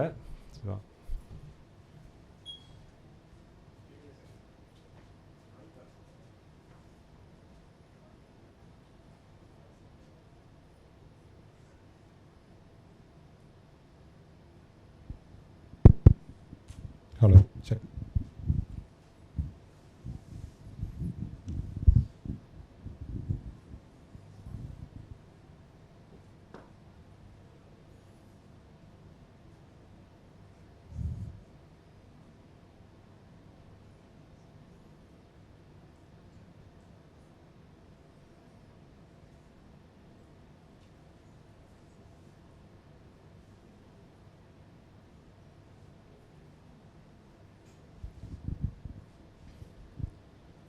ஸோ இது என்னுடைய ஆஃபீஸ் டேட்டா தான். இப்போ பார்த்தீங்கன்னா இதில் வந்து நாங்கள் பேசின எல்லா கால்ஸும் இதில் வந்துடும். நீங்கள் பாஸ்ட் மீட்டிங் என்ன, இனிமேல் வரப்போகிற மீட்டிங், இது எல்லாமே இதில் இருக்கும். இப்போ நான் ஒரு குறிப்பிட்ட மீட்டிங்கை மட்டும் நான் செலக்ட் பண்ணிக்கிறேன். இது நாங்கள் வந்து தினமும் பேசக்கூடிய ஒரு டெய்லி ஸ்க்ரம் அப்படின்னு சொல்லுவோம். தினமும் காலையில் ஒரு 15 மினிட்ஸ் யார் யார் என்னென்ன வேலை பண்ணீங்க, நேற்று என்ன வேலை பண்ணீங்க, இன்றைக்கி என்ன வேலை பண்ணீங்க அப்படிங்கிறத பேசுவோம். இப்போ நான் இந்த காலுக்கு போகலை, நான் அந்த அன்றைக்கி வந்து எனக்கு வந்து உடம்பு சரியில்லையோ இல்லை நான் வேற ஒரு வேலையில் இருந்தேன்னா நான் இந்த ஆஸ்க் எலிஃபெண்ட்டில் போய்ட்டு இந்த காலில் வந்துட்டு இது ஆல்ரெடி ரெக்கார்ட் பண்ணியிருக்கேன், இதை நான் வேணும்னா கேட்டுக்கலாம். இல்லை இதில் போயிட்டு எனக்கு வந்து சம்மரைஸ் பண்ண சொல்லலாம். இல்லை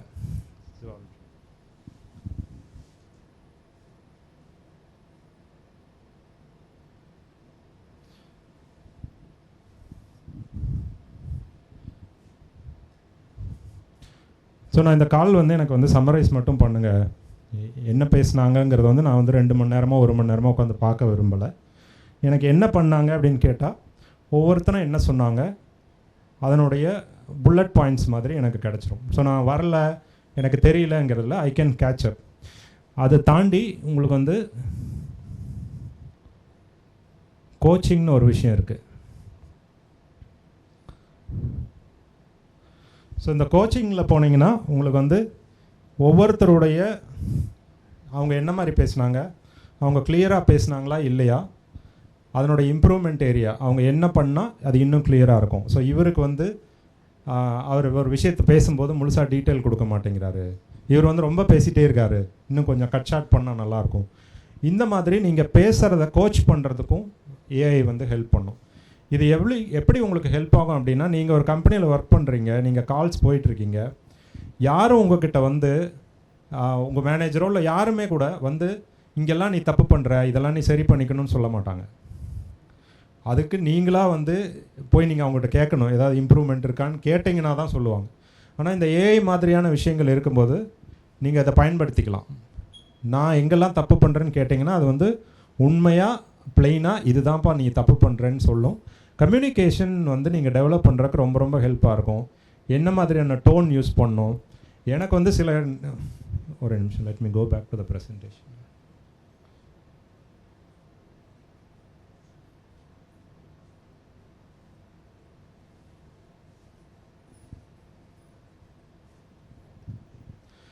எனக்கு வந்து சில இந்த ஆஸ்க் எலிஃபெண்ட் மாதிரியான ஒரு டூல் நான் பயன்படுத்தும் போது சில இடங்களில் நான் கால் பேசும்போது கைஸ் அப்படின்னு யூஸ் பண்ணியிருப்பேன். ஆனால் அந்த காலில் வந்து பெண்களும் இருந்திருப்பாங்க. ஏஐ என்ன சொல்லுது அப்படின்னா, யூ ஆர் நாட் இன்க்ளூசிவ், நீ வந்து ஆண்களுக்கு முக்கியத்துவம் கொடுத்து பேசுகிற. இதை வந்து நான் யோசிச்சிருக்கவே மாட்டேன். ஸோ கைஸ்ன்னு சொல்லும்போது நான் ஆண்களை மட்டும் குறிப்பிட்டு நான் அந்த கூட்டத்தில் பேசுகிறேன். அப்போ என்னோடய அடிமனசில் வந்து நீங்கள் அப்போ கம்ப்யூட்டர் ப்ரோக்ராமர்ஸ்னால் கைஸ் மட்டும்தான், நான் கேர்ள்ஸ் கிடையாதான்னு ஏஐ என்னை கரெக்ட் பண்ணுது. அப்போ இது வந்து மனிதர்களால் கோச் பண்ண முடியாத பல விஷயங்களை வந்து ஏஐ பண்ண முடியும். வேலை செய்யக்கூடிய இடங்களில்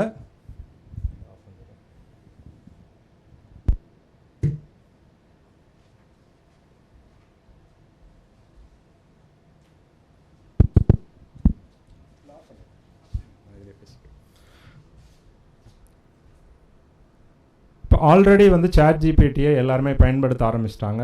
எதுக்காக பயன்படுத்திட்டு இருக்காங்க அப்படிங்கிறதுக்கு ஒரு சின்ன டேட்டா. பட் இது வந்து நாளுக்கு நாள் அதிகரிச்சுட்டே தான் போகுது. நீங்கள் இப்போ இன்டர்நெட்டில் போய் சர்ச் பண்ணிங்கன்னா ஜெனரேட்டிவ் ஏஐ வந்து கண்ணா பின்னான்னு வந்துடுச்சு. எதை பயன்படுத்துகிறன்னு ஒரு குழப்பம் வர அளவுக்கு இன்றைக்கி வந்து வந்துடுச்சு. இன்னொன்று என்ன நடந்துகிட்ருக்குன்னா, ப்ரோக்ராமிங்கே வந்து ஏஐ பண்ணிகிட்ருக்கு. அதுக்கு வந்து வைப் கோடிங் அப்படின்னு சொல்கிறாங்க. அதாவது கோடிங் பற்றி எனக்கு ஒன்றுமே தெரியாது, நான் வந்து ப்ரோக்ராமிங்லாம் படிக்கலை. ஆனால் எனக்கு என்னுடைய வேலைக்கு என்ன மாதிரியான ஒரு சாஃப்ட்வேர் வேணும், அந்த ஸ்க்ரீனில் என்னென்னலாம் இருக்கணும், அந்த ஸ்க்ரீன் எப்படி வேலை செய்யணும்னு இங்கிலீஷ்லேயோ ஏதோ ஒரு லாங்குவேஜ்லேயோ தெளிவாக சொல்ல தெரியும் அப்படின்னா நீங்கள் ஒரு ஏஐ டூலில் வந்து அதை வந்து நீங்களே டெவலப் பண்ணிக்க முடியும். இன்றைக்கி ப்ரோக்ராமிங் பற்றி சுத்தமாக ஜீரோ நாலேஜ்லேயே அதை வந்து பண்ணிக்க முடியும். அந்த வைப் கோடிங் பெரிய லெவலில் வந்துகிட்ருக்கு. தேர் ஆர் கம்பெனிஸ், அவங்க சொல்கிறாங்க 50% of programming is already done by AI அப்படின்னு சொல்கிறாங்க. அப்போ ப்ரோக்ராமர்ஸ்க்கெல்லாம் என்ன வேலை அப்படிங்கிறது ஒரு பெரிய ஒரு கேள்விக்குறியாக இன்றைக்கி இருக்குது. அப்போ வேலை செய்யக்கூடிய இடங்களில் நம்ம வந்து நிறையா யூஸ் பண்ணிகிட்ருக்கோம். இந்த ரொபாட்டிக் ப்ராசஸ் ஆட்டோமேஷன் அப்படிங்கிறதும் பெரிய லெவலில் வந்துகிட்டு இருக்குது. ஆட்டோமேஷன் எனிவேர்னு ஒரு கம்பெனி, அந்த கம்பெனி பற்றி தேடி பாருங்கள். அந்த கம்பெனி வந்து அவங்களோட வேலை என்னென்னா, எங்ககிட்ட ஆட்டோமேஷன் சாஃப்ட்வேர் வச்சுருக்காங்க. They are calling it as agents.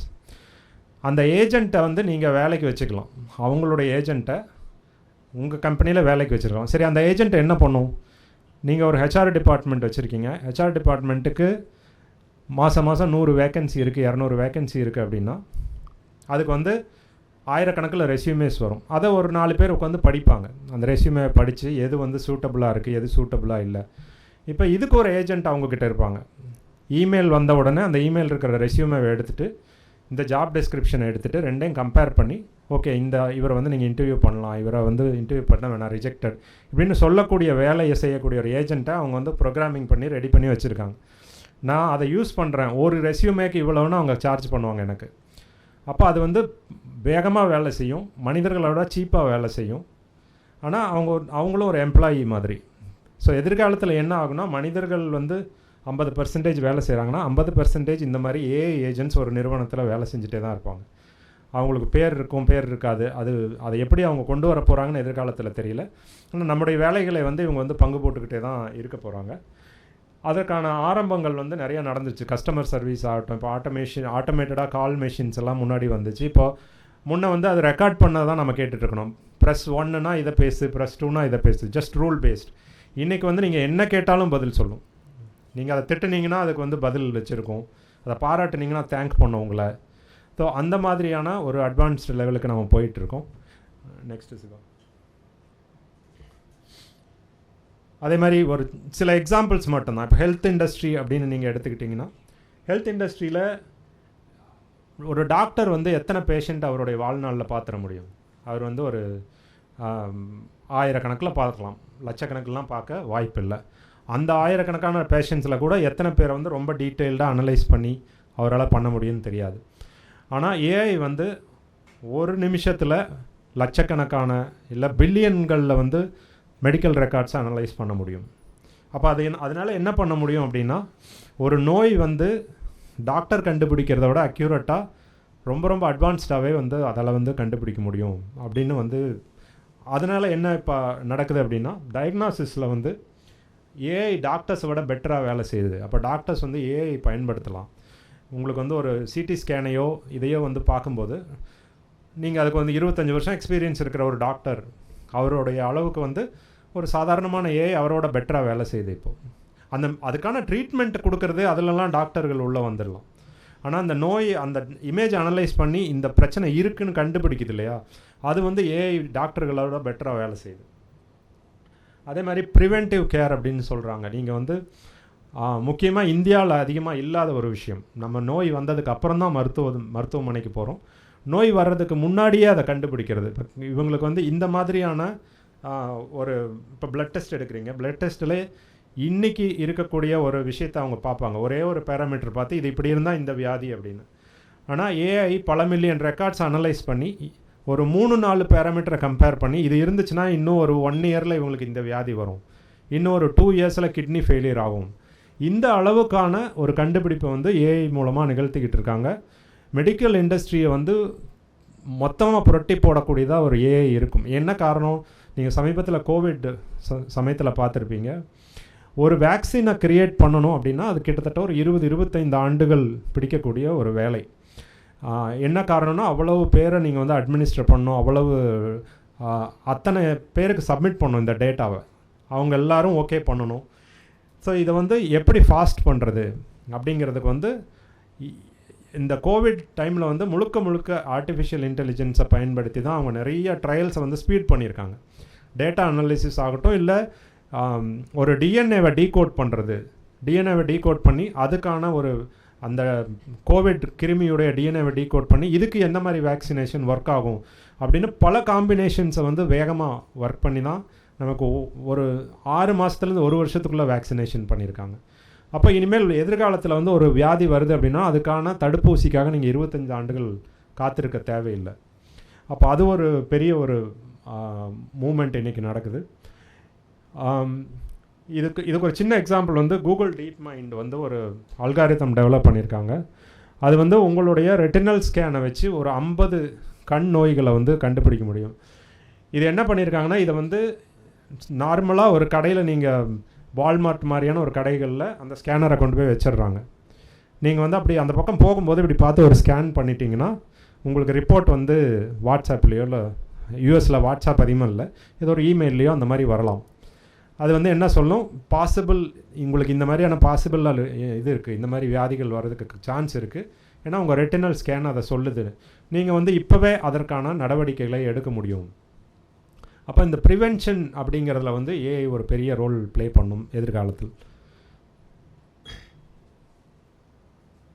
Siva, அடுத்த வந்து எஜுகேஷனில் வந்து இது என்னெல்லாம் பண்ணும் அப்படின்ட்டு கான் அகாடமி எல்லோரும் கேள்விப்பட்டிருக்கீங்களா? கான் அகாடமி ஸ்டூடெண்ட்ஸ் கண்டிப்பாக கேள்விப்பட்டிருக்கணும். ஏன்னா அதில் வந்து நிறைய ஃப்ரீ கோர்சஸ் கொடுக்குறாங்க. கான் அகாடமியுடைய ஓனர் வந்து ஒரு புக் எழுதியிருக்கார், த பிரேவ் நியூ வேர்ல்டு அப்படின்னு சொல்லிட்டு. அந்த புத்தகத்தில் அவர் என்ன சொல்கிறாருன்னா, ஏஐ வந்து ஒரு எதிர்காலத்தில் எஜுகேஷனில் ஒரு மிகப்பெரிய புரட்சியை வந்து உருவாக்க போகுது. அதுக்கு அவர் சொல்லக்கூடிய காரணம், இன்றைக்கி வந்து எஜுகேஷன் ஏன் இந்த அளவுக்கு எஃபெக்டிவாக இல்லை அப்படின்னா, அதை ஒரு மாணவர்களை வந்து நம்ம கும்பலாக ஒரு இடத்துல சேர்த்து அத்தனை பேருக்கும் சேர்த்து ஒரு ஆசிரியரை வந்து நம்ம வந்து நியமிக்கிறோம். அந்த ஒரு ஆசிரியர் வந்து ஒரு 60 பேருக்கு சொல்லிக் கொடுக்கணும். சில சமயங்களில் 60 பேர் இல்லை, 600 பேராக கூட இருக்கலாம். அந்த 600 பேரும் வந்து வேறு விதமான ஒரு கல்வி கற்கக்கூடிய ஒரு ஸ்டைல் இருக்கும் அவங்களுக்கு. சில பேருக்கு புரியும், சில பேருக்கு வந்து 2 நாளில் புரியும், சில பேருக்கு 4 நாளில் புரியும். ஆனால் இந்த ஆசிரியருக்கு வந்து பாடத்தை முடிச்சாக வேண்டிய கட்டாயம். அதனால் அவர் வேகமாக ஓடுவார். அதில் தொத்திக்கிட்டு எவ்வளோ பேர் கடைசி வரைக்கும் வர்றாங்களோ அவங்க தப்பிப்பாங்க. சில பேர் நடுவில் விழுந்துருவாங்க. அவங்கள கவனிக்கிறக்கு ஆள் இருக்காது, அவங்க மார்க்கு குறையும், அவங்க ஃபெயில் ஆவாங்க, அவங்க வந்து இவங்க வந்து படிக்கிறதுக்கு லாய்க்கு இல்லை, மாடு மேய்க்க லாய்க்குங்கிற மாதிரி திட்டி அவங்கள ஒதுக்கிடுவாங்க. இது இந்தியாவில் மட்டும் நடக்கிறது இல்லை, உலக அளவில் எல்லா நாடுகள்லையும் நடக்குது. அமெரிக்காவில் இருக்கக்கூடிய பெரிய பிரச்சனையும் டீச்சர்ஸ் இல்லை, தகுதியான டீச்சர்ஸ் இல்லை, இண்டிவிஜுவல் அட்டென்ஷன் இல்லை அப்படிங்கிறது வந்து ஒரு பெரிய. அவர் என்ன சொல்கிறாரு, இந்த ஒரு சவாலை வந்து தீர்க்க போகிறது வந்து ஆர்டிஃபிஷியல் இன்டெலிஜென்ஸாக இருக்கும். ஏன்னா ஆர்டிஃபிஷியல் இன்டெலிஜென்ஸுக்கு வந்து உங்களுக்கு மனிதர்கள் தேவையில்லை, ஒவ்வொரு ஸ்டூடெண்ட்டுடைய டேட்டாவையும் அனலைஸ் பண்ணிவிட்டு இந்த ஸ்டூடெண்ட்டுக்கு இந்த லேர்னிங் ஸ்டைல் தான் கரெக்டாக இருக்கும்னு அதால் செய்ய முடியும். அவர்களுக்கு புரிகிற மாதிரி ஒரு மொழியில் பேச முடியும். நீங்கள் இன்றைக்கே ChatGPT கிட்ட போய்ட்டு ஒரு பெரிய ஒரு டாக்குமெண்ட் அப்லோட் பண்ணிவிட்டு எனக்கு இதை வந்து 10 வயசு பையனுக்கு புரிகிற மாதிரி சொல்லு அப்படின்னா 10 வயசு பையனுக்கு புரிகிற மாதிரியான ஒக்காபுலரி லாங்குவேஜை எடுத்து அது கொடுக்கும். 5 வயசு பையனுக்கு புரிகிற மாதிரி சொல்லு, இல்லை வந்து எனக்கு வந்து இதை வந்து PhD லெவலுக்கு ஒரு ரிசர்ச் கொடுன்னா டீப் ரிசர்ச்னு எல்லாம் இன்றைக்கி ஆப்ஷன் வந்திருக்கு. அது வெளியில் போய் எல்லா டாக்குமெண்ட்டையும் தேடி சைட்டேஷனோடு உங்களுக்கு கொடுத்துரும். அப்போது ஏஐ வந்து எஜுகேஷனில் இண்டிவிஜுவல் அட்டென்ஷனுங்கிற ஒரு விஷயத்தை வந்து இனிமேல் கொண்டு வரும். அப்போது உங்களுக்கு சொல்லித்தரக்கூடிய ஒரு ஃப்ரெண்ட்லி டீச்சராக அதால் மாற முடியும். இப்போ மனிதர்களுடைய டெவலப்மெண்ட், அதாவது ஏஐ வரதுனால எனக்கு வந்து ஸ்கில்ஸ் வளராது அப்படின்னு ஒரு பயம் ஒரு பக்கம் இருந்தாலும், என்னுடைய ஸ்கில்ஸை ஏஐ வச்சு ஈஸியாக வளர்த்துக்க முடியும் அப்படிங்கிறது தான் அந்த புத்தகத்துடைய ஒரு கான்செப்ட். புத்தகம் படிக்கும் ஆர்வம் இருக்கிறவங்க அது படிங்க, உங்களுக்கு வேறு விதமான ஏஐ தொடர்பான திறப்புகளை அது வந்து கொடுக்கும். இங்கே வந்து நமக்கு ஏஐ என்னெல்லாம் பண்ணும் அப்படின்னா, பர்சனல் டியூட்டர்ஸ். அந்த டியூட்டர் என்ன பண்ணுவாங்க, உனக்கு ஏற்கனவே 3 சப்ஜெக்ட் தெரியும்னா அந்த சப்ஜெக்டை விட்டுட்டு மற்ற சப்ஜெக்டில் வந்து உங்களை ஃபோக்கஸ் பண்ண வைப்பாங்க. உங்களுக்கு டயக்ராம்ஸ் தான் ஈஸியாக புரியுது, சும்மா வந்து பேராகிராஃப்ஸாக டெக்ஸ்ட்டு புரியாது அப்படின்னா டயக்ராம் மூலமாக சொல்லி கொடுக்குறது. இல்லை எனக்கு டயக்ராம்ஸும் புரியாது டெக்ஸ்ட்டும் புரியாது, எனக்கு வந்து ப்ராக்டிக்கலாக சொல்லிக் கொடுங்க, எக்ஸசைஸ் பண்ண சொல்லிக்கோங்க, இல்லை என் கூட டிபேட் பண்ணு அப்படின்னு சொல்லுவோம். உங்களுக்கு அதுக்கு நான் ஒரு எக்ஸாம்பிள் காட்டுறேன். நோட்புக் LLM சொல்லி கூகுளுடைய ஒரு ப்ராடக்ட், அது உங்கள் எல்லாருக்குமே கிடைக்கும். கூகுள் அக்கௌண்ட் இருந்தால் notebookLM.google.comனு போட்டிங்கன்னா உங்களுடைய பகுதிக்கு லாகின் பண்ணலாம். நான் அது ஒரு சின்ன டெமோ காட்டுறேன், அது ஏற்கனவே நான் பண்ணி வச்சது தான். அது வந்து எப்படி ஒரு சப்ஜெக்டை பற்றி நீங்கள் புரிஞ்சுக்கலாம் அப்படிங்கிறதுக்கு ஒரு எக்ஸாம்பிள். ஸோ நான் இந்த செயற்கை நுண்ணறிவை பற்றி நான் வந்து கற்றுக்கணும், படிக்கணும் அப்படின்னு சொல்லி இந்த நோட்புக் எல்லாமுடைய ஹெல்ப்பை எடுத்துக்கிட்டேன். ஸோ இதை லான்ச் பண்ணும்போது எங்கிட்ட எந்த டேட்டாவுமே இல்லை. அப்போ என்ன பண்ணலாம் அப்படின்னா, டிஸ்கவர் அப்படின்னு இங்கே ஒரு ஆப்ஷன் இருக்குது. நீங்கள் இதை எந்த சப்ஜெக்ட் படிக்கிறதுக்கு வேணாலும் யூஸ் பண்ணிக்கலாம். ஸோ இந்த டிஸ்கவரில் போட்டால் நான் வந்து இப்போ நான் என்ன கற்றுக்க விரும்புகிறேன், அப்போது தமிழில் வந்து நான் செயற்கை நுண்ணறிவு பற்றின ஆர்டிகிள்ஸ் எல்லாம் எடுத்துகிட்டு வா அப்படின்னு சொன்னேன். நான் இதில் கொடுத்தப்போ, இல்லை நான் வெறும் ஐ எம் ஃபீலிங் க்யூரியஸ்னு கொடுத்திங்கன்னா அதுவாக போய் எங்கேயாவது டேட்டாலாம் தேடி எடுத்துகிட்டு வரும். எடுத்துகிட்டு வந்து கொடுத்தது தான் இதெல்லாம் வந்து ஏற்கனவே தமிழில் வெளியான கட்டுரைகள், ஆர்டிஃபிஷியல் இன்டெலிஜென்ஸ் பற்றி வெளியான கட்டுரைகள் இன்டர்நெட்லேருந்து எடுத்துகிட்டு வந்திருக்கு. இல்லை நீங்களே ஒரு PDF வச்சுருக்கீங்கனாலும் அதையும் அப்லோட் பண்ணலாம். ஸோ இப்போ நீங்கள் வந்து ஒரு சப்ஜெக்டை பற்றி படிக்கிறீங்க அப்படின்னா உங்களுக்கு அதுக்கான டெக்ஸ்ட் புக் உங்கள்கிட்ட இருக்கும், உங்கள் லெக்சரர் கொடுத்த நோட்ஸ் உங்கள்கிட்ட இருக்கலாம், இல்லை நீங்கள் ஒரு யூடியூப் வீடியோ இதை பற்றி எக்ஸ்பிளைன் பண்ணியிருக்க அதையும் போட்டுக்கலாம். இது எல்லாத்தையும் கம்பைன் பண்ணிவிட்டு நீங்கள் இந்த இடத்துல போயிட்டு யூ கேன் ஆஸ்க் கொஷின்ஸ். இல்லைன்னா இந்த ஆடியோ ஓவர்வியூன்னு ஒரு விஷயம் இருக்குது. நாம இன்னைக்கு செயற்கை நுண்ணறிவு பற்றி, அதாவது AI பற்றி கொஞ்சம் ஆழமாக பார்க்க போகிறோம். ஆமா, AI இப்போ ரொம்ப முக்கியமான ஒரு டாபிக். ஆமா, BBC தமிழ், அப்புறம் சை தமிழ் கட்டுரைகள் இருக்கு. இதுல இருந்து ஏஐனா என்ன, எங்க பயன்படுது, அதோட திறமை என்ன, முக்கியமா மனுஷங்க கிட்ட இருந்து அது எங்க வித்தியாசப்படுதுன்னு பார்க்கலாம் வாங்க.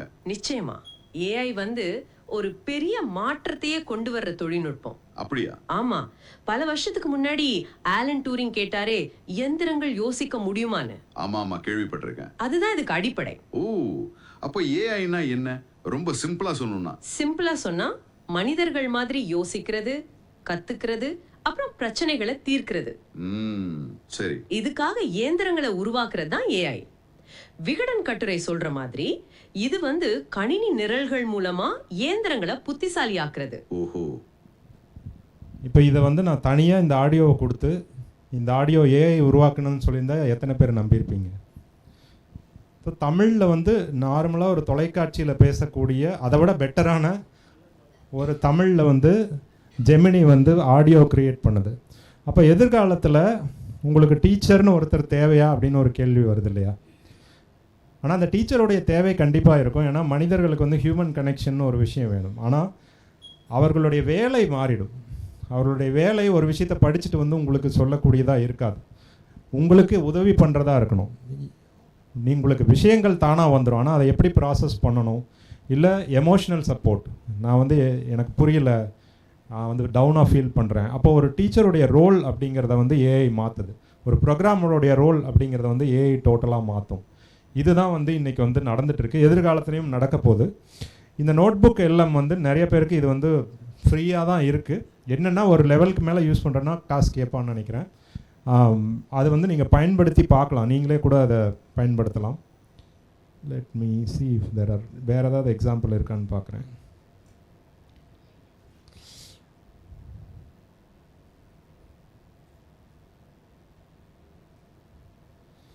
ஸோ நீங்கள் இதில் போய்ட்டு லாங்குவேஜ் வந்து மாற்றிக்கலாம். அவுட்புட் லாங்குவேஜ் வந்து நான் வந்து தமிழில் வச்சுருக்கேன்.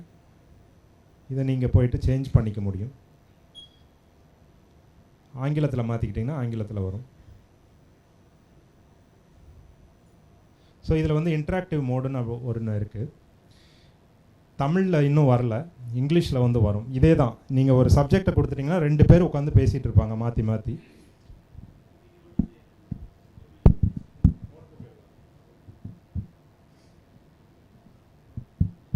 Okay, so you know we love when you said this. It's in the conversation mode.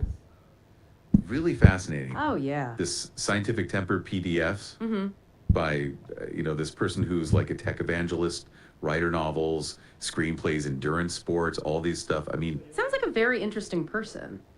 Yeah, like pushing boundaries in all these different ways. Right. And what we. Oh wait, someone wants to join. Hey, go for it.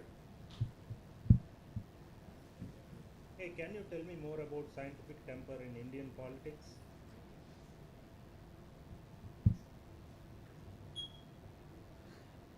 That's a really interesting question. It's fascinating to think about how this concept of scientific temper plays out in the political sphere, especially in a country as diverse as India. Absolutely. When we look at the PDF, it mentions Jawaharlal Nehru, a key figure in India's history, and his belief that scientific temper was fundamental for the nation's progress. This wasn't just about science in a lab. It was about a way of thinking for the whole society, including its leaders and policies. Exactly. Nehru saw it as crucial for India to move forward after independence, emphasizing logical reasoning and evidence-based.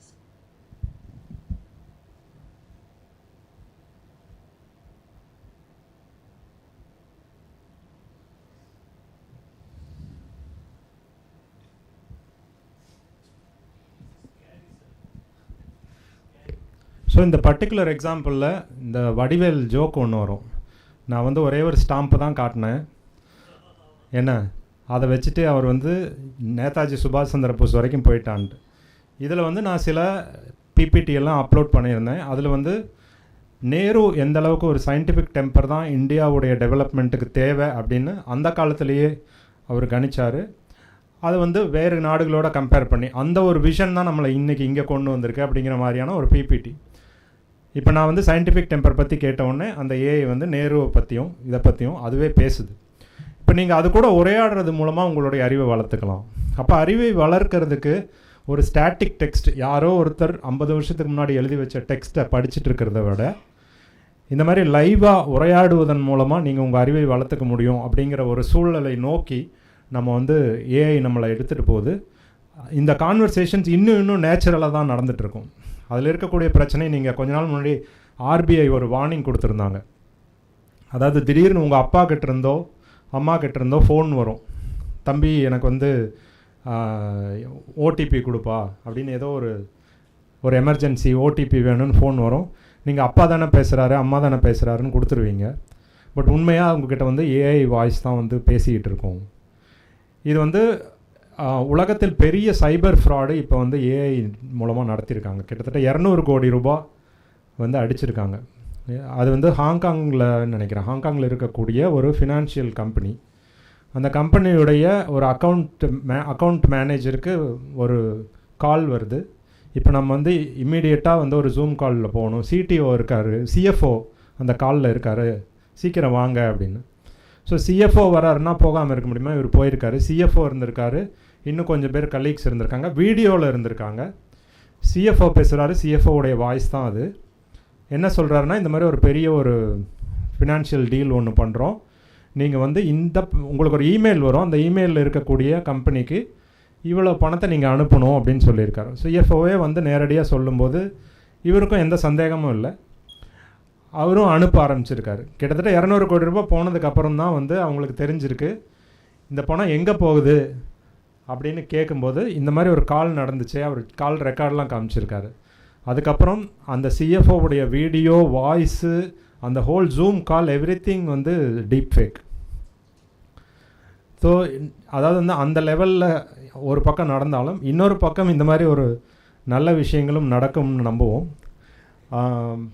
இது போக உங்களுக்கு வந்து chat bots and virtual assistants எல்லாம் வந்து இன்னும் கொஞ்சம் உங்களுக்கு க்ளோஸ்டாக வருவாங்க. முக்கியமாக வந்து கரிக்குலம் பிளானிங். இன்றைக்கி வந்து கரிக்குலம் எப்படி பிளான் பண்ணுறாங்க, இந்த கோர்ஸுக்கு இதுதான் கரிக்குலம், நீ வந்து யாராக வேணால் இருந்துட்டு போ, யார் வந்தாலும் இந்த ஏல ஆரம்பித்து BCDEFGH Z வரைக்கும் இதே வரிசையில் தான் போகணும். ஆனால் ஏஐ வச்சு என்ன பண்ணலாம் அப்படின்னா, நீங்கள் உள்ளே வரும்போது உங்களை ஒரு எவால்யூவேட் பண்ணிவிட்டு நீ ABCD படி, அதுக்கப்புறம் நடுவில் இருக்கிற 10 நீ படிக்க வேணாம், ஏன்னா உனக்கு அதில் வந்து நாலேஜ் ஏற்கனவே இருக்குது, பின்னால் இருக்கிறத படி. ஸோ இந்த மாதிரி உங்களுக்கு தேவையான மாதிரி ஒரு கரிக்குலம் வந்து ஒவ்வொருத்தருக்கு தகுந்த மாதிரியும் மாற்ற முடியும். இப்போ காலேஜில் போயிட்டு எல்லாரும் ஒரே விஷயத்தை தான் படிக்கணும் அப்படிங்கிற விஷயம் வந்து இன்னைக்கு கொஞ்சம் கொஞ்சமாக மாறுறதுக்கான வாய்ப்புகள் இருக்குது. மூவ் பண்ணலாம் சார். ஸோ இப்போ வந்து நம்ம ஒரு முக்கியமான ஒரு கட்டத்துக்கு வரோம்.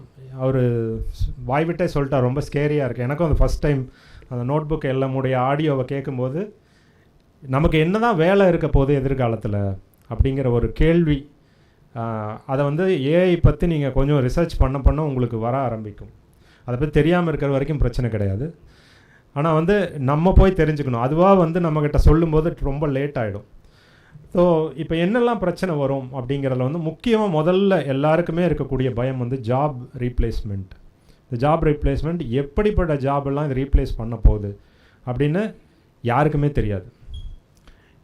என்ன காரணம் அப்படின்னு கேட்டிங்கன்னா, இது வரைக்கும் வந்த டெக்னாலஜிஸ், ஆட்டோமேஷன், இல்லை வந்து புதுசாக ஒரு விஷயம் வருது அப்படின்னா அது ஏற்கனவே இருக்கக்கூடிய வேலைகளை ஒரு இலகுவாக்கக்கூடியதாக, இல்லை வந்து சீக்கிரமாக பண்ணிடலாம், வேகமாக பண்ணக்கூடியதாக இருக்கும்.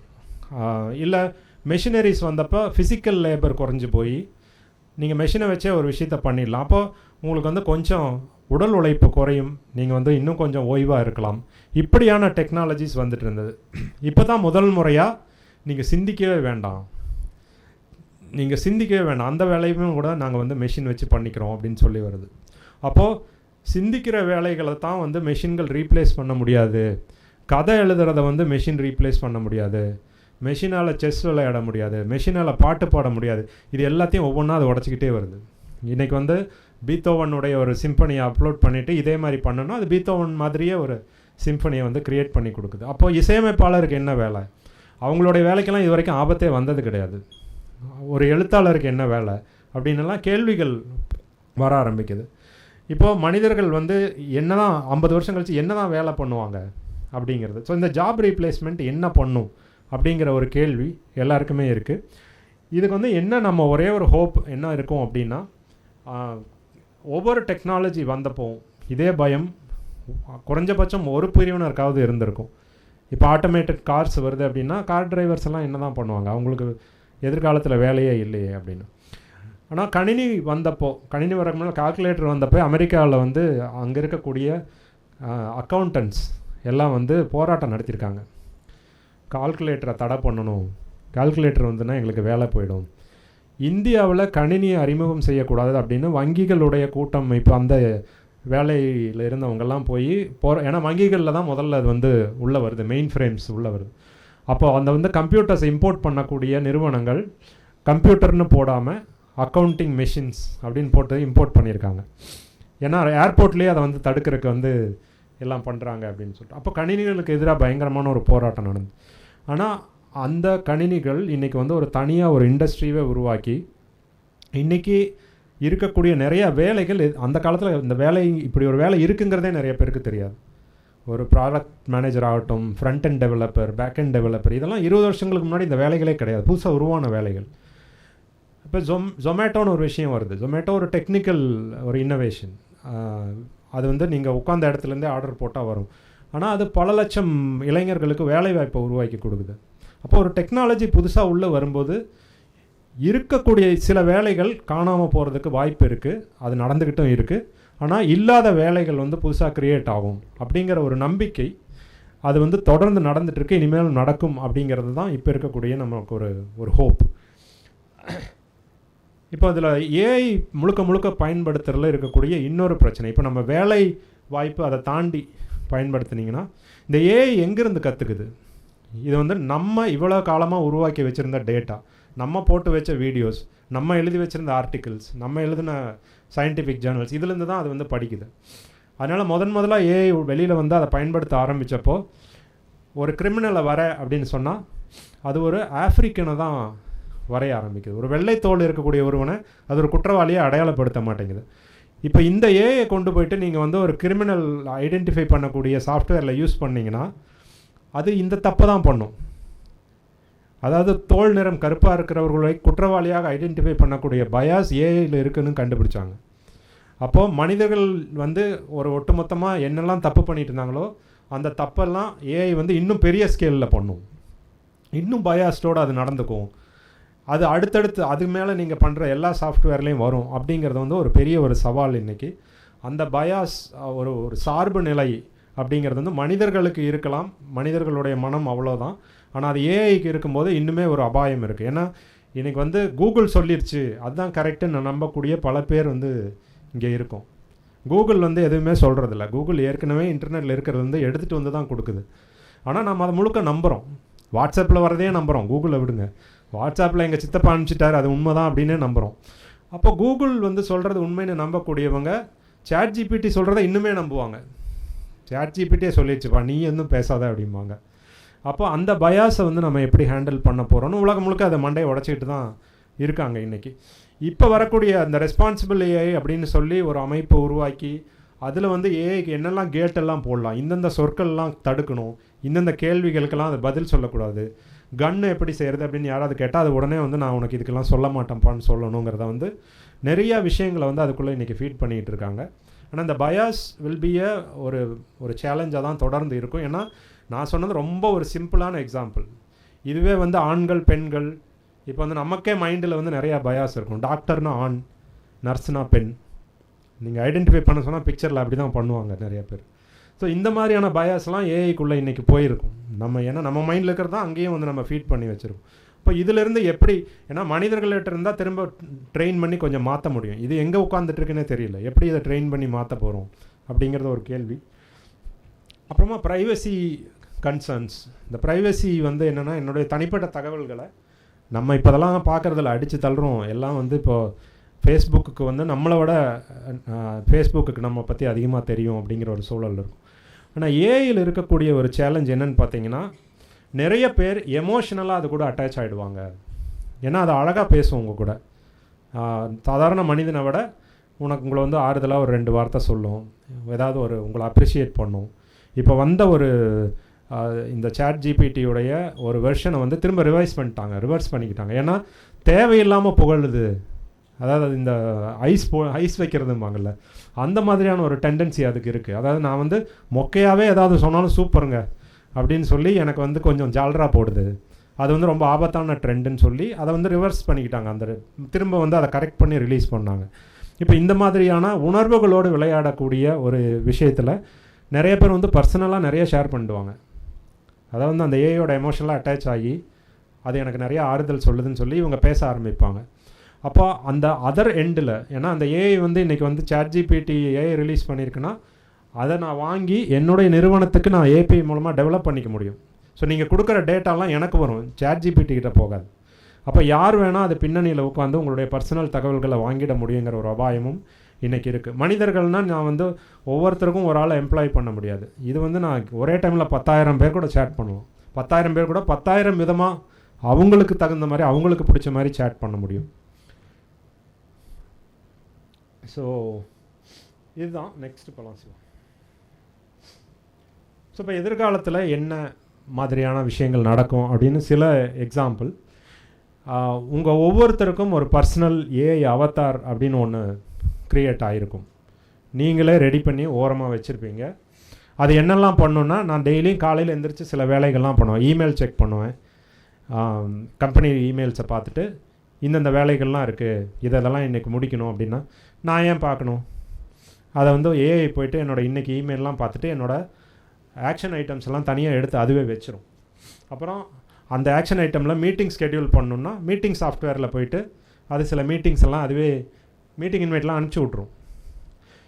இப்போ என்னுடைய வேலை வந்து ஓகே இந்த மீட்டிங்லாம் எனக்கு இருக்கா. ஸோ அந்த ஒரு அசிஸ்டண்ட் அப்படிங்கிற ஒரு விஷயம் எல்லாருமே வச்சுக்கலாம்.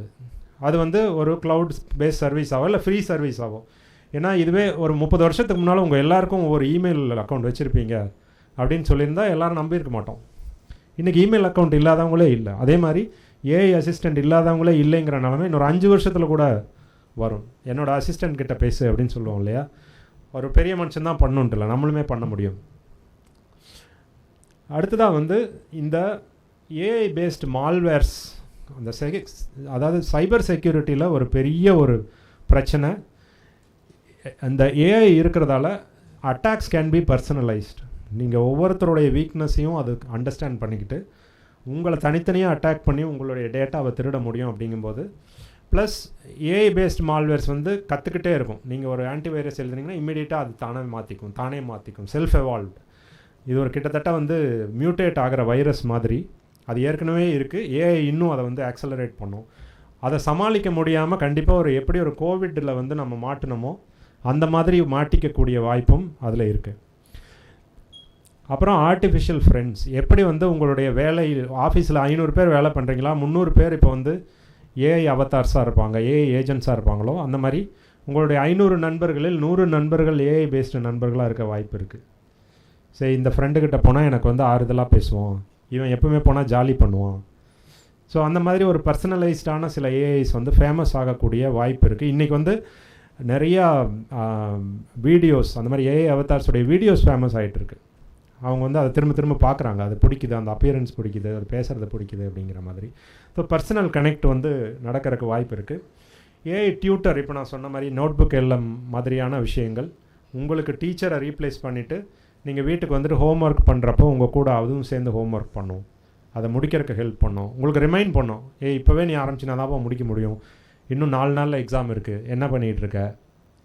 இது வந்து உண்மையாகவே நடக்கும். உங்களுடைய ஃபோனில் இருந்துட்டு உங்களை வந்து ப்ராம்ப்ட் பண்ணும், உங்களுடைய கம்ப்யூட்டர்லேருந்து ப்ராம்ப்ட் பண்ணும்.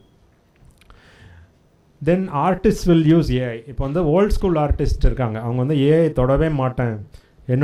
என்னோட பொண்ணு இப்போ 10th ஸ்டாண்டர்ட் தான், அவள் வந்து ஏஐ பக்கமே வரமாட்டா, கம்ப்யூட்டரையோ இல்லை ஒரு ஸ்க்ரீனையோ பயன்படுத்தி வரைய மாட்டா, பேப்பர் பென்னு தான். ஆனால் எதிர்காலத்தில் அவங்களும் ரகசியமாக பயன்படுத்துவாங்க அப்படிங்கிறது தான் வந்து ஒரு ப்ரெடிக்ஷன். ஏன்னா விஷுவலைஸ் பண்ணுறதுக்கு நீங்கள் பயன்படுத்தலாம், அதை பயன்படுத்துறது தவறில்லைங்கிற ஒரு தெளிவும் புரிதலும் இல்லை ஒரு கட்டாயமும் உருவாகும். ஸோ நிறைய அந்த மாதிரி all apps to support natural language. இன்றைக்கி வந்து தமிழில் நீங்கள் வந்து ஒரு சாஃப்ட்வேரை வந்து இயக்கணும் அப்படின்னாலே நிறைய பிரச்சனைகள் இருக்குது. எல்லா சாஃப்ட்வேரும் எல்லா வெப்சைட்டும் தமிழில் அவைலபிள் கிடையாது. அந்த தமிழ்லேயும் நான் ஏற்கனவே சொன்ன மாதிரி கொங்கு தமிழில் பேசுவேன், நான் வந்து சென்னை தமிழில் பேசுவேன், எனக்கு சாஃப்ட்வேர் என்ன புரிஞ்சுக்கணும் அப்படிங்கிறது வந்து இன்றைக்கி பாசிபிள் இல்லைனாலும் இன்னும் 2-3 வருஷத்துலேயே அது பாசிபிள் ஆகிடும். நீங்கள் எப்படி வேணால் பேசலாம், அதுக்கிட்ட என்ன வேணால் கேட்கலாம், நீங்கள் என்ன நினைக்கிறீங்களோ அந்த வேலையை வந்து அது செய்யக்கூடிய ஒரு சூழல் உருவாகும். அடுத்ததாக வந்து machines manage humans at work. இது வந்து ஒரு கட்டத்தில் இன்றைக்கே வந்து ஏஐ பல விஷயங்களில் மனிதனோட பெட்டர்.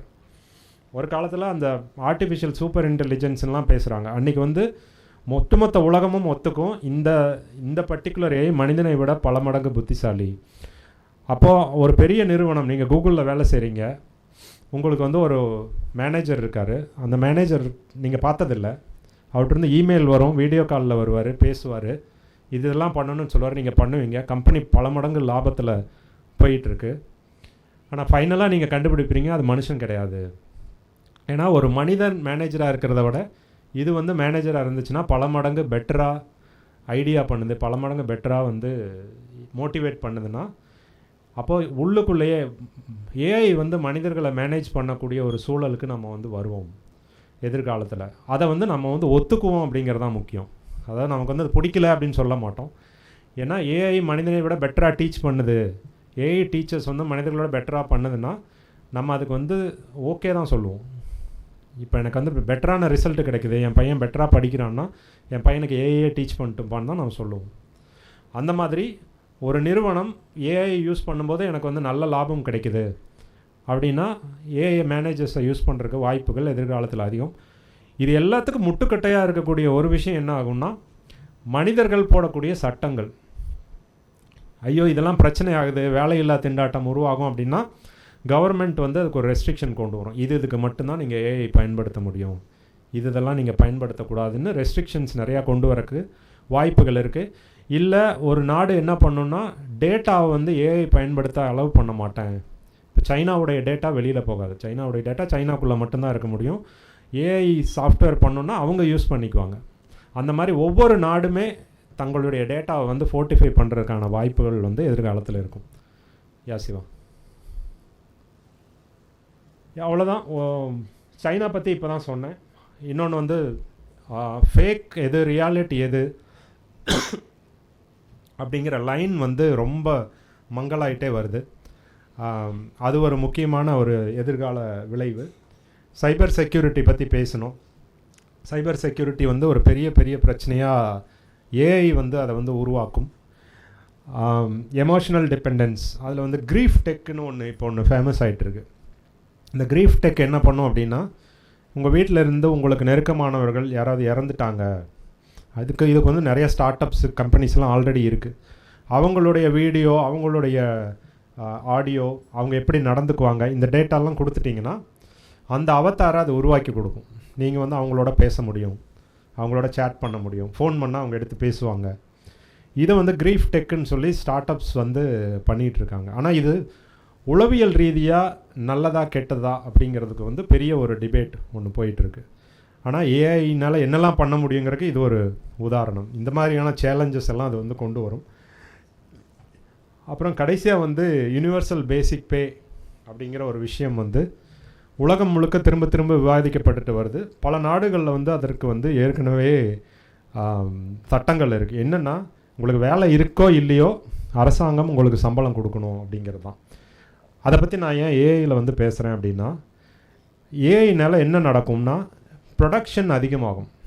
நிறையா விஷயங்களை வந்து குறைஞ்ச நேரத்தில் குறைஞ்ச செலவில் உருவாக்கிக்க முடியும். ஆனால் வேலை குறைஞ்சிரும், மனிதர்களுக்கு வேலை குறைஞ்சிரும். அப்போது எனக்கு வேலை இல்லைனாலும் ஒரு குறிப்பிட்ட சம்பளம், என்னுடைய உணவு, உடை, இருப்பிடம், ஒரு வாகனம், இதுக்கான சம்பளத்தை வந்து அரசாங்கம் கொடுத்துருட்டோம்.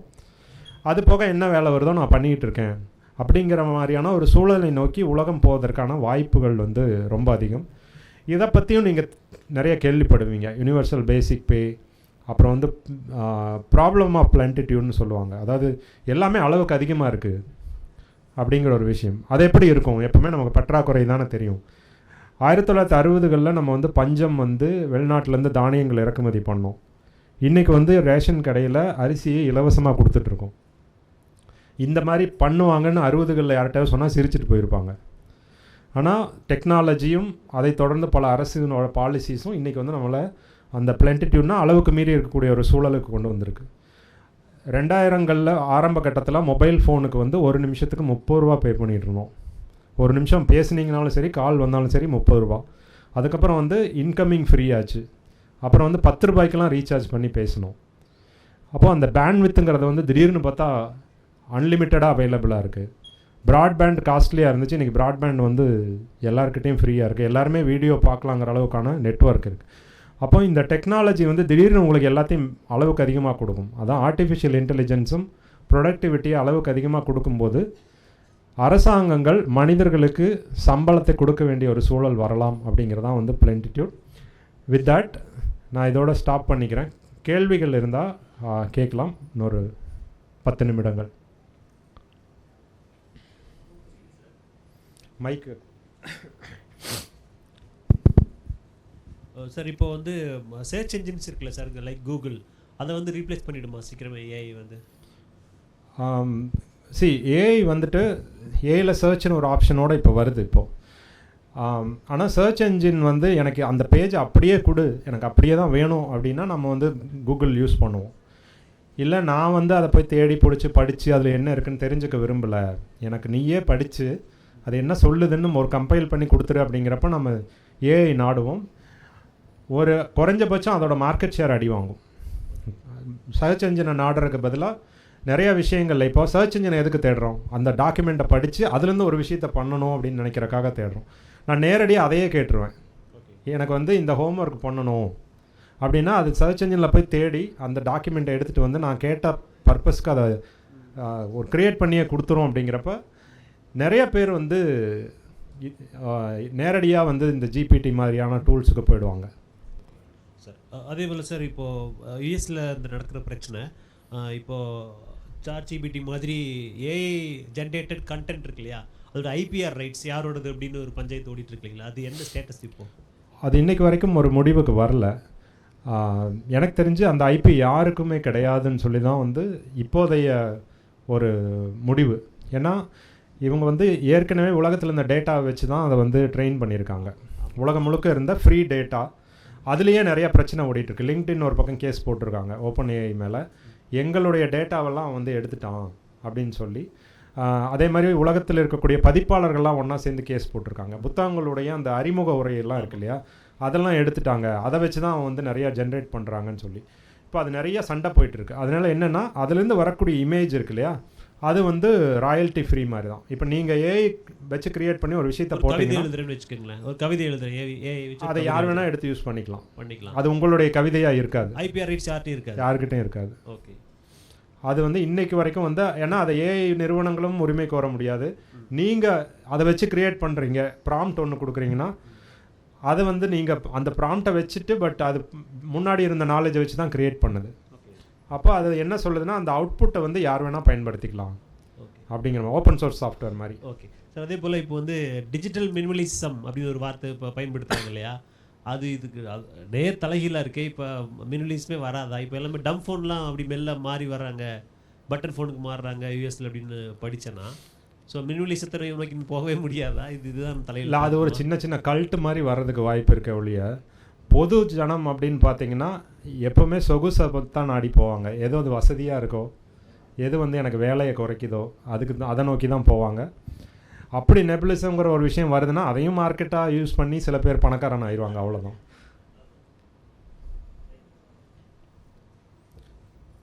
வேறு எதுவும் கேள்விகள் இருக்கா?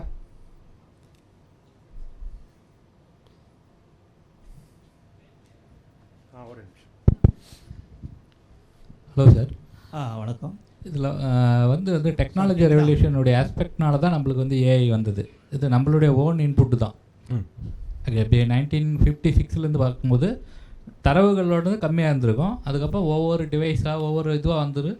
அதனுடைய அப்புறம் ஆல்ரெடி இதை பீப்புள் ஃபிலாசபர்ஸு சிந்தனை அலைவங்க எல்லாம் ஒவ்வொரு இது பண்ணதுனால தான் ஒரு மாடல்ஸு எல்லாமே டெரைவ் ஆகி ஃபைனலாக வந்தது. இப்போ அதுவே வந்து நம்ம how to manage it, whether it is a threat or ஆப்பர்ச்சுனிட்டின்ற மாதிரி வந்துருக்கிறத ஆல்ரெடியே நம்ம வந்து future as a human being இப்போ நம்ம திங்க் பண்ணியிருக்கலாம். இப்பயும் நம்ம we can have the ethical, as நீங்களும் சொன்னீங்க, கவர்மெண்ட் ஓன் ஒரு கண்ட்ரிக்கு உண்டான எத்திக்கல் ஸ்டாண்டர்ட்ஸை பில்டப் பண்ணலாம் அப்படின்னு. ஏன் நம்ம இந்த அளவுக்கு வந்து வந்துருக்குறோம்? Is it shall we call it as a technology? அதாவது இதுக்கான மறைமுக தேர்வை ஏன் என்ன இருந்திருக்கலாம்னு நினைக்கிறேன்.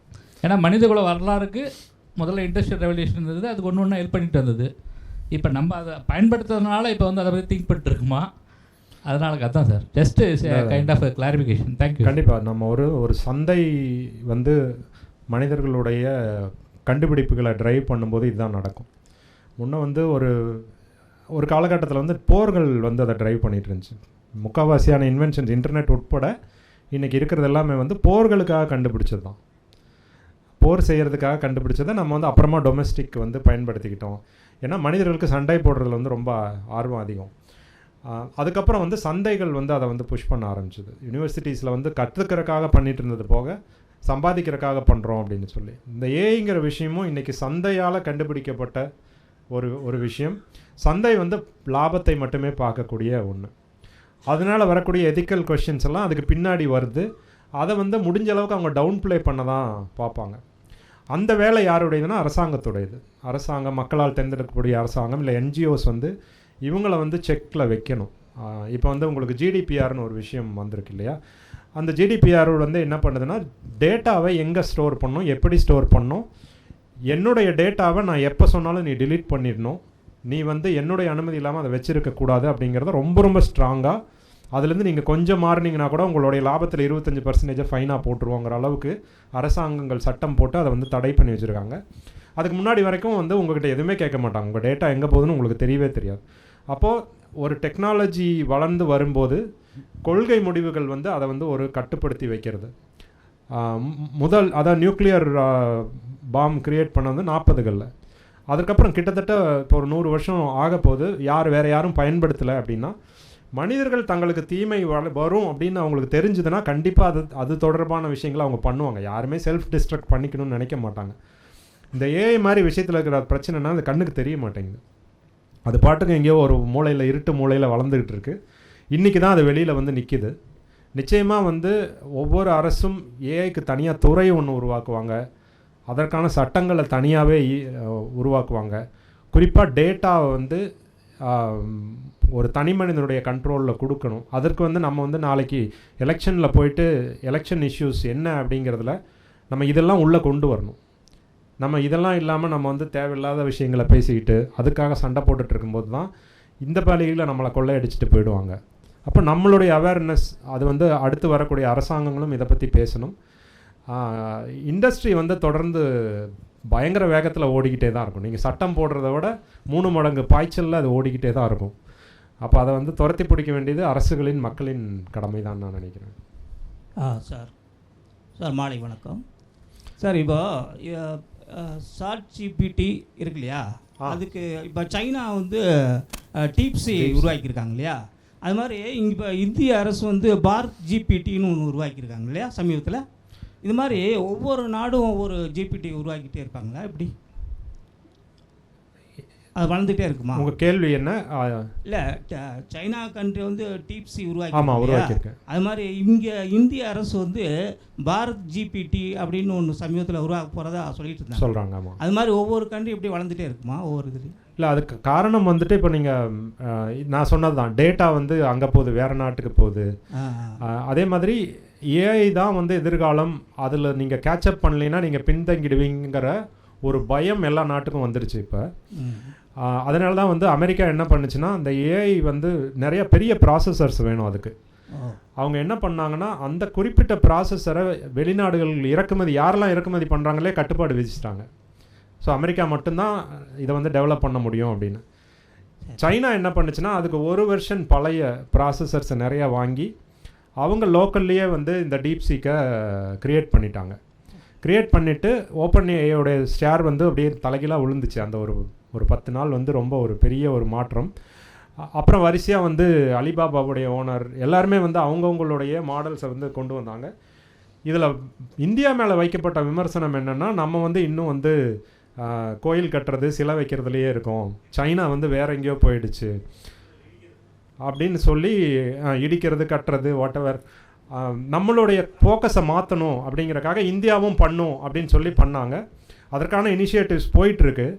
ஆனால் இது வெறும் அந்த ஜிபிடி பண்ணுறது மட்டும் கிடையாது. சைனாவுடைய ஒரு லாஸ்ட்டு 10 வருஷம் எடுத்து பார்த்திங்கன்னா, இந்த டீப்சீக்குங்கிறது வந்து அவங்க ஒரு 6 மாதத்தில் பண்ண விஷயம் கிடையாது. தொடர்ச்சியாக வந்து அந்த ப்ராசஸர்ஸை வந்து அக்வயர் பண்ணுறதுலேருந்து, எந்த மாதிரியான ஸ்டார்ட் அப்ஸுக்கு வந்து கவர்மெண்ட் ஃபோக்கஸ் பண்ணுதுங்கிறதுலேருந்து அவங்க ஏஐக்கு தொடர்ந்து முக்கியத்துவம் கொடுத்துட்டே வந்தாங்க. அதனால் இன்றைக்கி வந்து அவங்க வந்து யூஎஸோட போட்டி போடுறாங்க. இப்போ இந்தியா போட்டி போட்டே ஆகணும். எப்படி நம்ம வந்து சாஃப்ட்வேர் துறையில் ஸ்டில் நம்ம ஒரு பேக் ஆஃபீஸாக தான் இருக்கும். ஏஐயில் வந்து பேக் ஆஃபீஸாக இருக்கவே முடியாது, ஒன்லி ஃப்ரண்ட் ஆஃபீஸ் தான். அப்போது பேக் ஆஃபீஸ் தான் ஏஐ. இப்போ நீங்கள் ஏஐ க்ரியேட் பண்ணி வச்சிட்டிங்க, உங்கள்கிட்ட இருக்கிற ஏஐக்கு வந்து நிறைய கேப்பபிலிட்டிஸ் இருக்குன்னா அதை பயன்படுத்தி நிறைய இண்டஸ்ட்ரீஸ் உருவாகும் அதை சுற்றி. அப்படிங்கிறது தான் முக்கியம். கண்டிப்பாக நம்ம வந்து உருவாக்கி ஆகணும், பாரத் அப்படிங்கிற விஷயத்தில் உருவாக்கி ஆகணும். அது எவ்வளோ சீக்கிரம் பண்ணுறாங்க அப்படிங்கிறத தான் நம்ம பொறுத்திருந்து பார்க்கணும். Sir, one more question sir. இப்போது நான் வந்து ஃபிலிம் டைரக்டர், திரைப்படத்தில். இப்போது ஒரு ஏஐ டெக்னீஷியன் ஒருத்தர் என்ன சொல்கிறாரு அப்படின்னா, நீங்கள் ஏன் 2 கோடி 3 கோடியில் படம் எடுக்கிறீங்க, வெளியில் ஷூட்டிங் லொக்கேஷன் இதெல்லாம் பார்த்து ஆர்டிஸ்ட் செலக்ட் பண்ணி வெளியில் நிறையா அலைஞ்சியே எடுக்கிறீங்க. நீங்கள் 2 lakhs மட்டும் என்கிட்ட கொடுத்துருங்க. ஒவ்வொரு ஆர்டிஸ்ட் யார் நடிக்கிறாங்களோ அவங்களுடைய ஃபோட்டோ மட்டும் கொடுத்துருங்க. இமேஜ், அதாவது இந்த கேரக்டர் யார் யாருன்னு அவங்கள அப்படியே நடிக்க வச்சு ஒரு 2 lakhs ஒரு படமே எடுத்து உங்களுக்கு கையில் கொடுத்துட்றோம், நீங்கள் தியேட்டர் ரிலீஸ் பண்ணுறங்க அப்படிங்கிறாங்க. இது எப்படி சாத்தியம் தானா? இல்லை, ஒரு 2 லட்சத்தில் சாத்தியம் இல்லை. அப்படியே அவங்க பண்ணாலும் அவங்களுக்கு 2 லட்சம் தான் செலவாகுதுன்னு வச்சுக்கலாமே. ஒவ்வொரு ஆர்டிஸ்ட்டும் வந்து ஒரு 5 கோடி ரூபாய் கேட்டு கேஸ் போடுவாங்க. ஏன்னா என்னோட இல்லை புதுமுகமாக கூட கொடுத்து ஆர்டிஸ்ட்டுக்கே நீங்கள் ராயல்ட்டி கொடுத்து அதை உருவாக்குறதுக்கான வாய்ப்புகள்லாம் எதிர்காலத்தில் கண்டிப்பாக உருவாகும். ஏஐ ஃபில்ம் மேக்கிங்கும் பெரிய லெவலில் சைடில் வந்துக்கிட்டு தான் இருக்குது. அதாவது வந்து நீங்கள் எதுக்கு ஏற்கனவே இருக்கிற ஆர்டிஸ்ட் மூஞ்சி நீங்கள் புதுசாகவே ஒரு ஆர்டிஸ்ட் உருவாக்கலாம். எம்ஜிஆர் சிவாஜியும் கலந்து ஒரு முகத்தை உருவாக்கு எப்படி இருக்குன்னு தெரியாது. ஆனால் வந்து அந்த மாதிரி கூட பண்ணுறாங்க. எல்லா துறைகள் மாதிரியுமே இதில் நிறைய மாற்றங்கள். இப்போ ஸ்கிரிப்டிங்கில் வந்து உங்களுக்கு வந்து ஒரு ஐடியாஸ் கேட்டால் அது கொடுக்குது. திரைக்கதை எழுதுறதுல இந்த இடத்துல வந்து ட்விஸ்ட் வரலாமா வேணாமாங்கிற வரைக்கும் அது வந்து சொல்லுது. ஆனால் எனக்கு தெரிஞ்சு சினிமா மேக்கிங் மாதிரியான ஒரு க்ரியேட்டிவ் ஃபீல்டில் மக்கள் அந்த மனித ஒரு கனெக்ஷன், ஹியூமன் கனெக்ஷனை எதிர்பார்ப்பாங்க. இல்லை, ரியாலிட்டிங்கிறத விட ஒரு மனிதனுடைய ஒரு ரியல் மனிதன் நடிக்கிறக்கும் ஏஐ வந்து நடிக்கிறதுக்குமான வித்தியாசங்கள் இன்னும் நிறைய இருக்குது. ஆனால் நான் சொல்கிற மாதிரி நம்ம சொல்லக்கூடிய எல்லா தடைகளையும் அது உடைச்சிட்டு வந்துக்கிட்டே தான் இருக்குது. நீங்கள் அதை எம்ப்ரேஸ் பண்ணிக்கங்க. அதை இல்லை என்ன தான் பண்ணுதுன்னு பாருங்கள். ஆனால் அதை வந்து பயன்படுத்தி முழுக்க செய்ய முடியுமா அப்படிங்கிறது எனக்கு நிறைய சந்தேகங்கள் இருக்குது. ஓகே, ஓகே, நன்றி, தேங்க்யூ.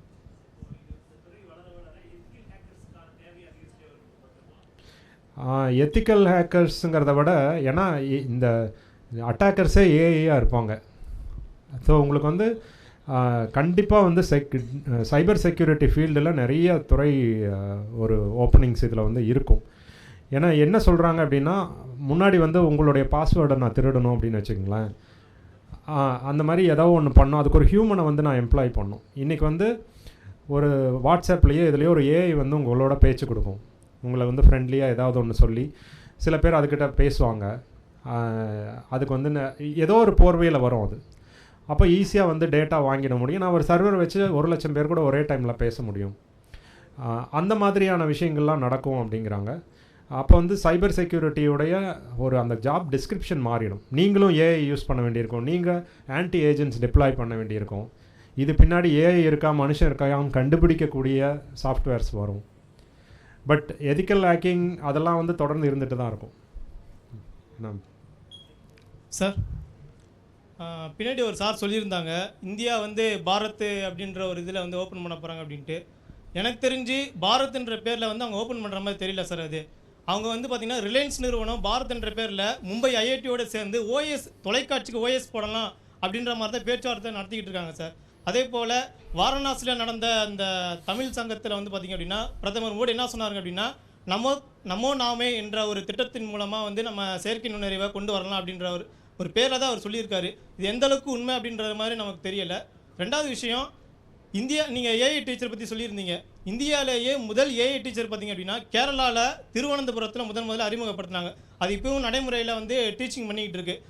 ரெண்டாவது பார்த்திங்கன்னா இந்தியாவிலேயே 2வது ஏஐ டீச்சர் பார்த்திங்கன்னா தமிழ்நாட்டில் இருக்கக்கூடிய ராமேஸ்வரத்தில் AI teacher the king international ஸ்கூலில் அறிமுகப்படுத்தியிருக்காங்க. போன மாதம் தான் அறிமுகப்படுத்தினாங்க.